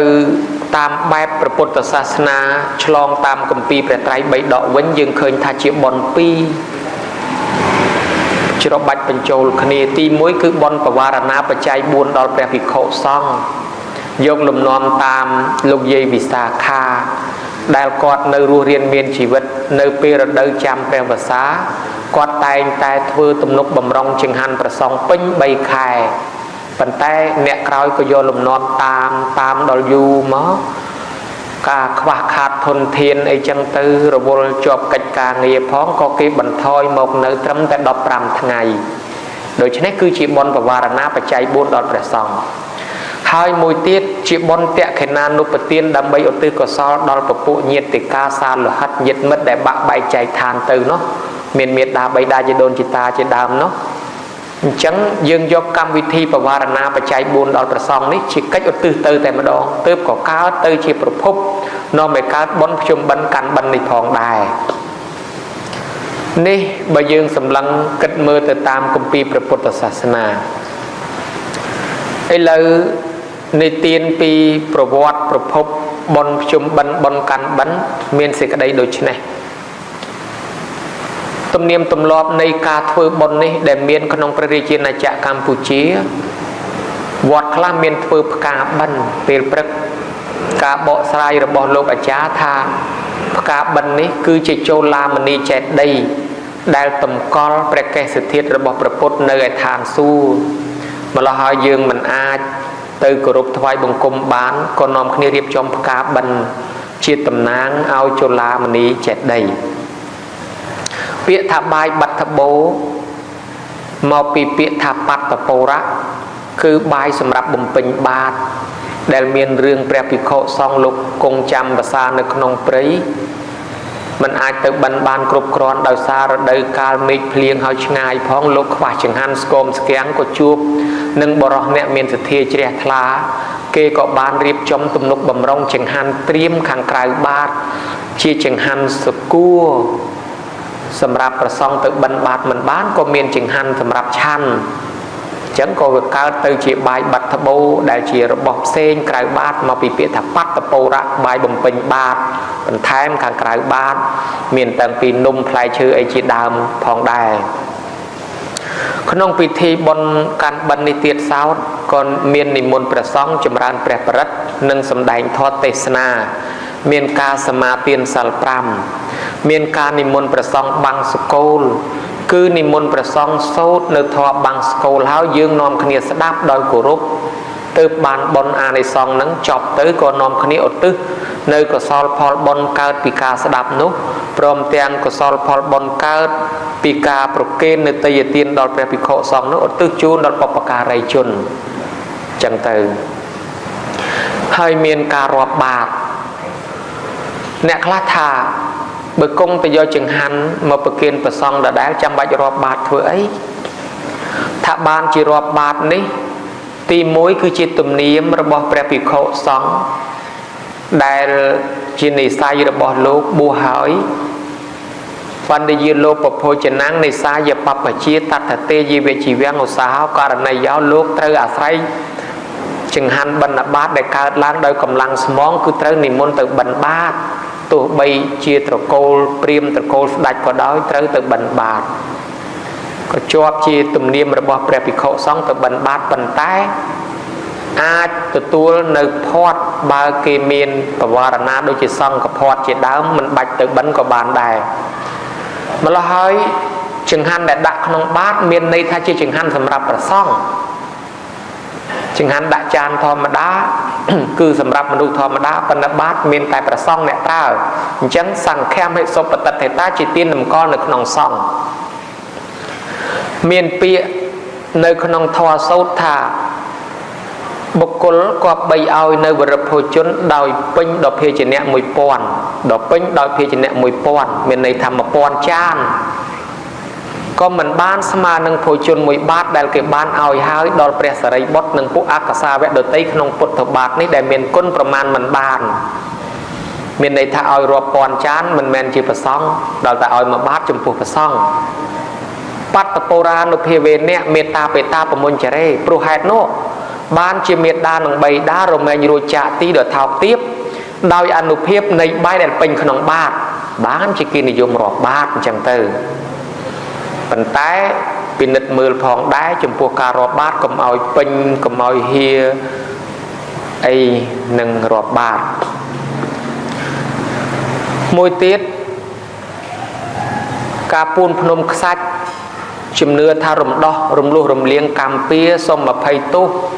ông pi sát thiệtទាំងឡាយដែលយើងបានដើរជន់ឬក៏ប៉ះពៀទៅលើវាដោយអចេតនាក្តីដោយចេតនាក្តីដែលយើងមិនដឹងក្រែងលោកវាមានគំនុំគុំគួនដាក់ទំនាយមក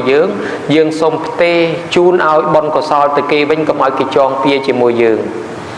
នៃម្យ៉ាងទៀតគឺយើងពូនទៅជាចូលឡាមនីចេតដីតម្កល់ព្រះកេសធាតុរបស់ព្រះពុទ្ធនិងព្រះជង្គង់កែវនៅឯឋានសួគ៌ឯណោះយើងមិនអាចទៅដល់ក៏អធិដ្ឋានភ្នំខ្សាច់នេះសម្រាប់គោរពបូជាផងដែរលើសពីនោះទៅទៀត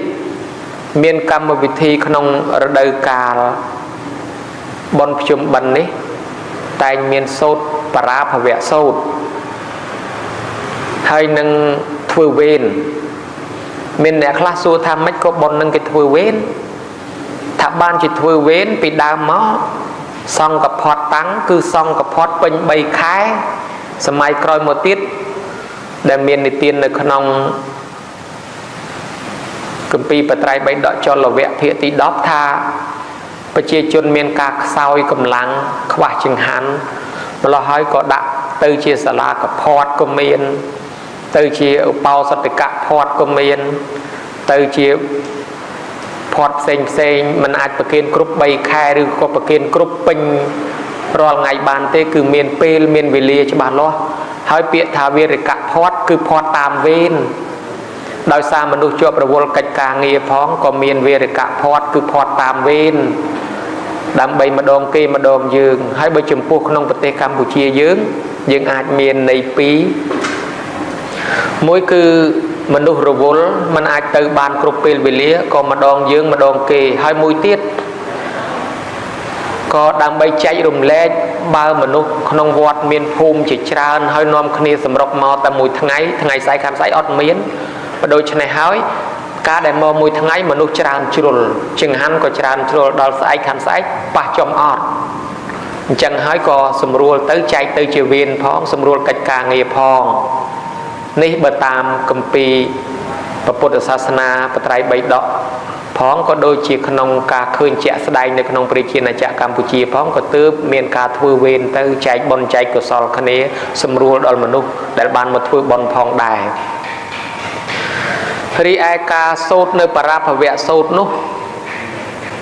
បរាភវសូត្រនឹងអ្នកខ្លះថាម៉េចក៏សូត្រតែពេលភ្ជុំបិណ្ឌចុះក្រៅពីភ្ជុំបិណ្ឌបុណ្យដទៃមិនអាចសូត្រទេឬក៏យ៉ាងណាថាបុណ្យដទៃក៏អាចសូត្របានដែរប៉ុន្តែវាមិនមានពេលវេលាគ្រប់គ្រាន់ពីព្រោះធម៌បរាភវសូត្រនឹងមានដល់12គាថាហើយធម៌បរាភវសូត្រនេះមានន័យមួយផ្សេងគឺស្ដាប់ឲ្យយល់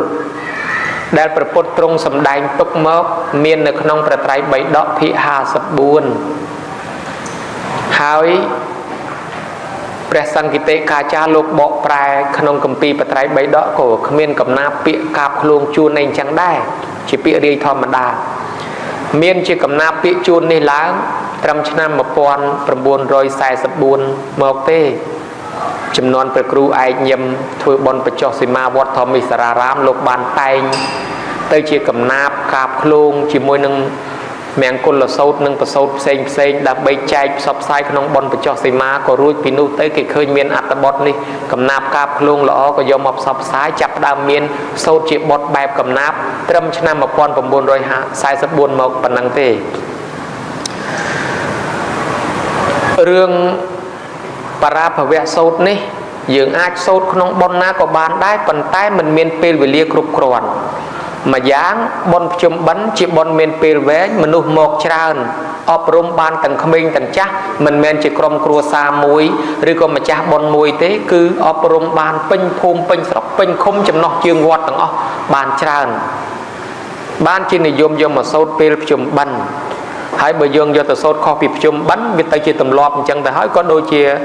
មិននិយម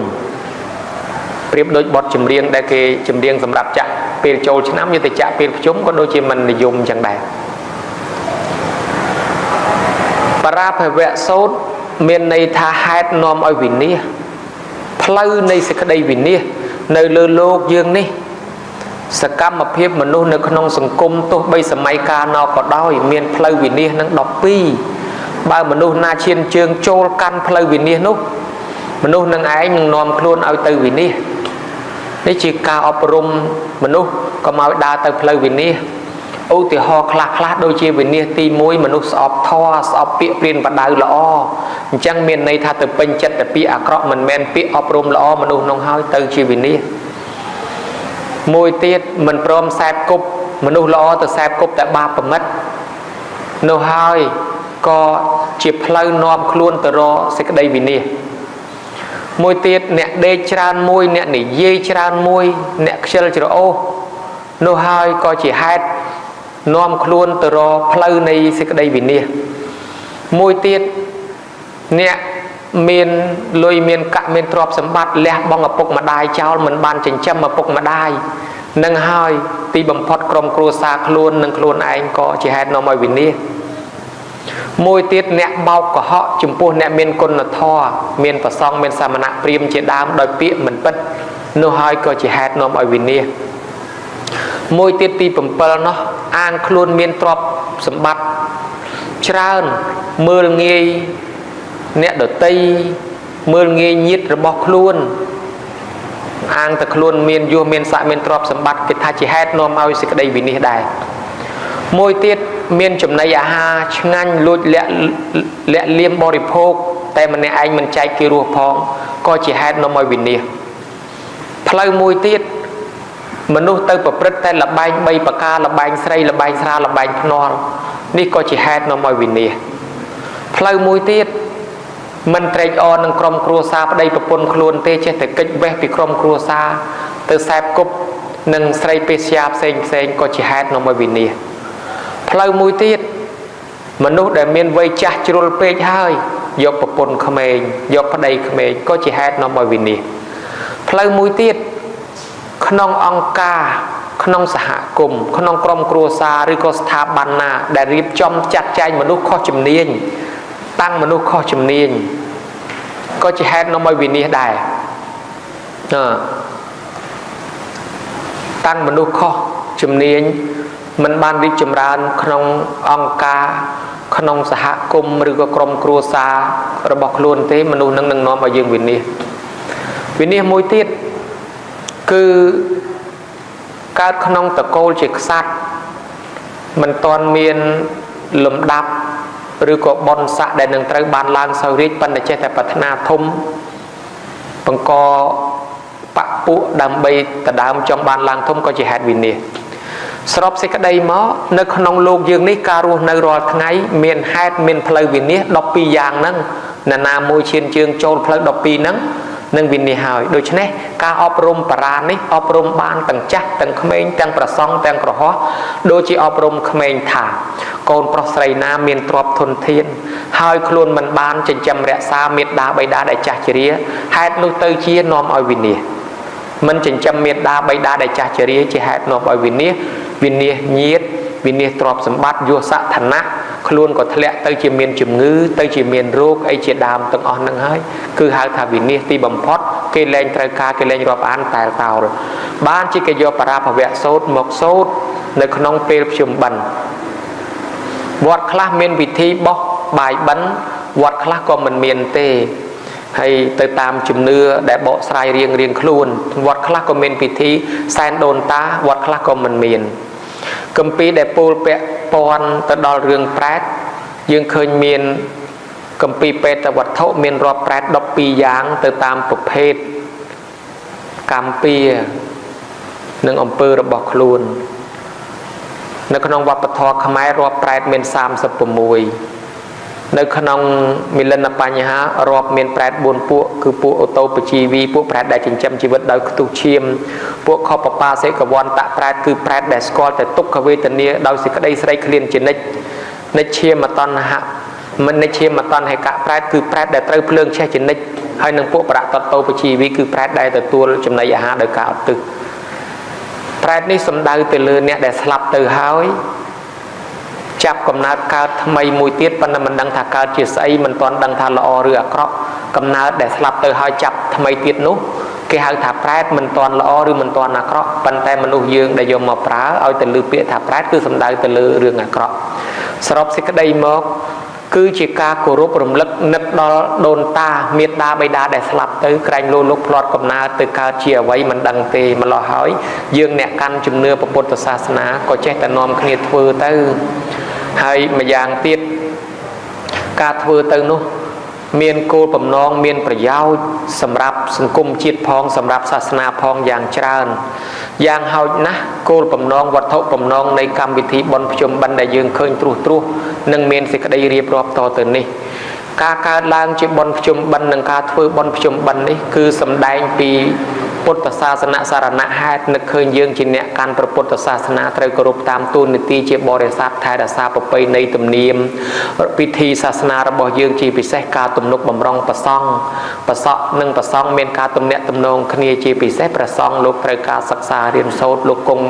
ចាំព្រះភាសាសិក្សាប្រតិបត្តិធម៌អាវិន័យត្រៃសិក្ខាខ្វះខាតចង្ហាន់ក៏មានការបវារណាជាបច្ច័យ4អញ្ចឹងទៅគុណូបការៈសារណហេតុនឹកដល់បុព្វការីជនមានមេត្តាបិតាជាដើមបើលោកនៅរស់រានមានជីវិតយើងក៏នាំគ្នាធ្វើបុណ្យកុសលជូនបាយទឹកនំចំណីចិញ្ចឹមគាត់ផ្ទាល់ហើយបើគាត់ស្លាប់បាត់បង់ទៅមិនដឹងធ្វើយ៉ាងណាមានតែផ្លូវធ្វើបុណ្យមានបុណ្យភ្ជុំបិណ្ឌនេះជាដើមអញ្ចឹងទៅ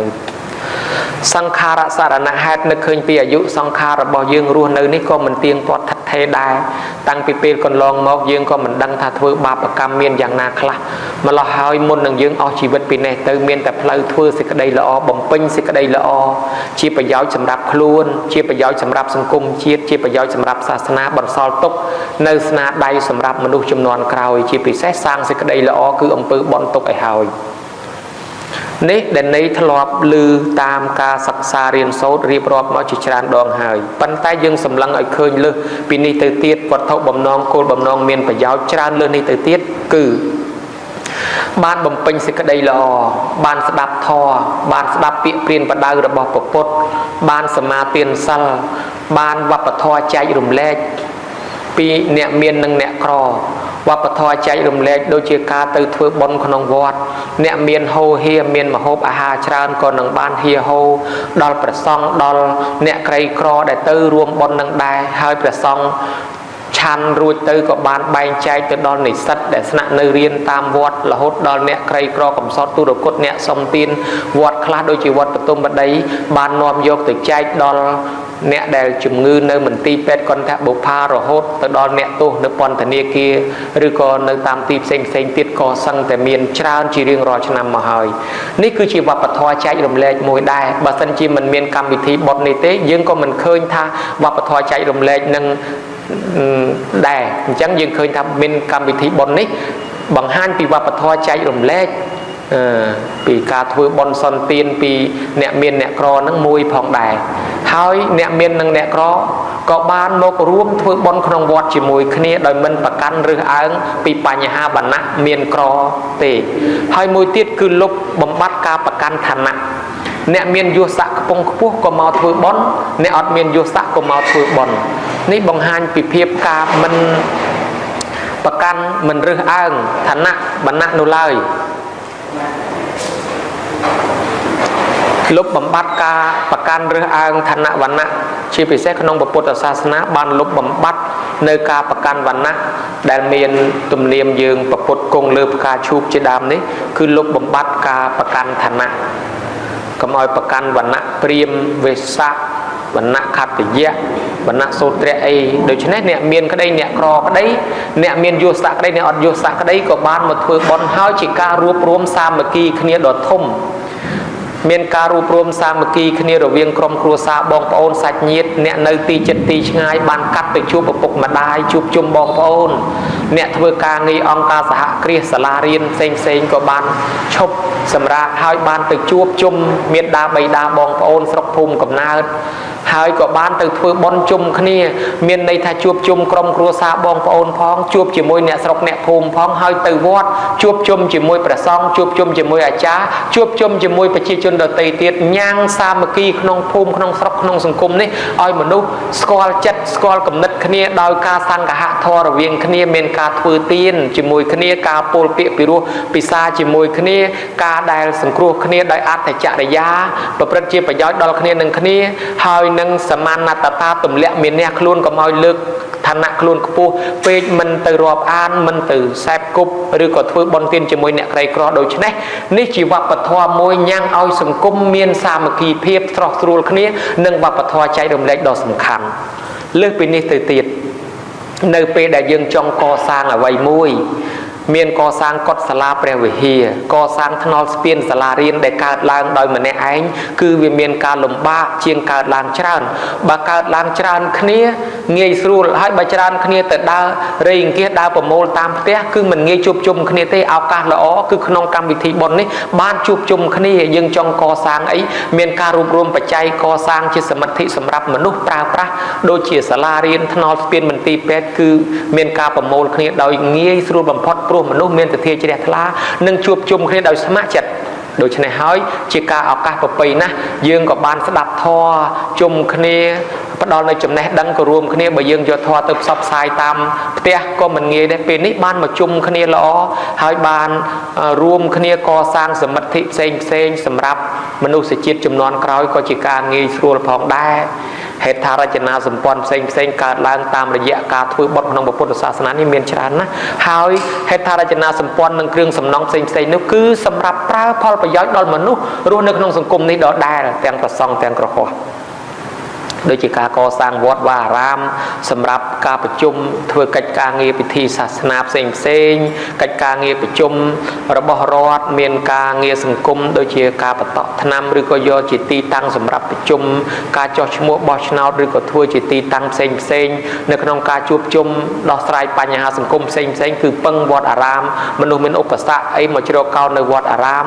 ឬក៏ដោយសារអំណាចវត្តអារាមរៃអង្គាសបានថវិកាបានចំណូលអំពីកម្មវិធីបុណ្យផ្សេងយកទៅជួយឧបត្ថម្ភកិច្ចការងារក្នុងសង្គមមានការដឹកនាំឲ្យដាំដើមឈើថែរក្សាបរិស្ថានជួយសង្គ្រោះក្មេងអនាថាក្មេងកំព្រាកំសត់ទូរគតយកបច្ច័យលុយកាក់ជួយអ្នកក្រីក្រឬក៏កសាងសាលារៀនស្ពានមន្ទីរពេទ្យអីជាដើមបានដោយងាយស្រួលផងដែរ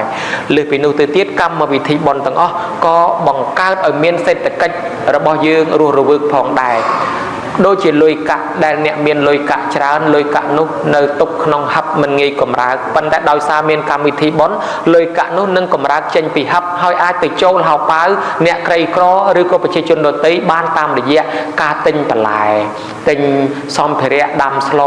នំនែកចេកអំពៅត្រាវដំឡូងទិញធូបទិញទៀនទិញរបស់របរសម្ភារៈធ្វើដំណើរទៅបុណ្យមានការចាក់សាំងហើយទិញសម្ភារៈផ្សេងក្នុងការធ្វើបុណ្យទានធ្វើឲ្យអ្នកលក់បន្លែបការលក់គ្រឿងហូបចុកលក់អីសពបែបយ៉ាងហ្នឹងវាលក់ដាច់ហើយក៏បានរបស់ទាំងហ្នឹងដាច់ទៅបានលុយបានកាក់អញ្ចឹងលុយកាក់ទ្រព្យរបស់ទាំងអស់នេះសម្រាប់ដោះស្រាយបញ្ហាមនុស្សនៅលើភពផែនដីនេះ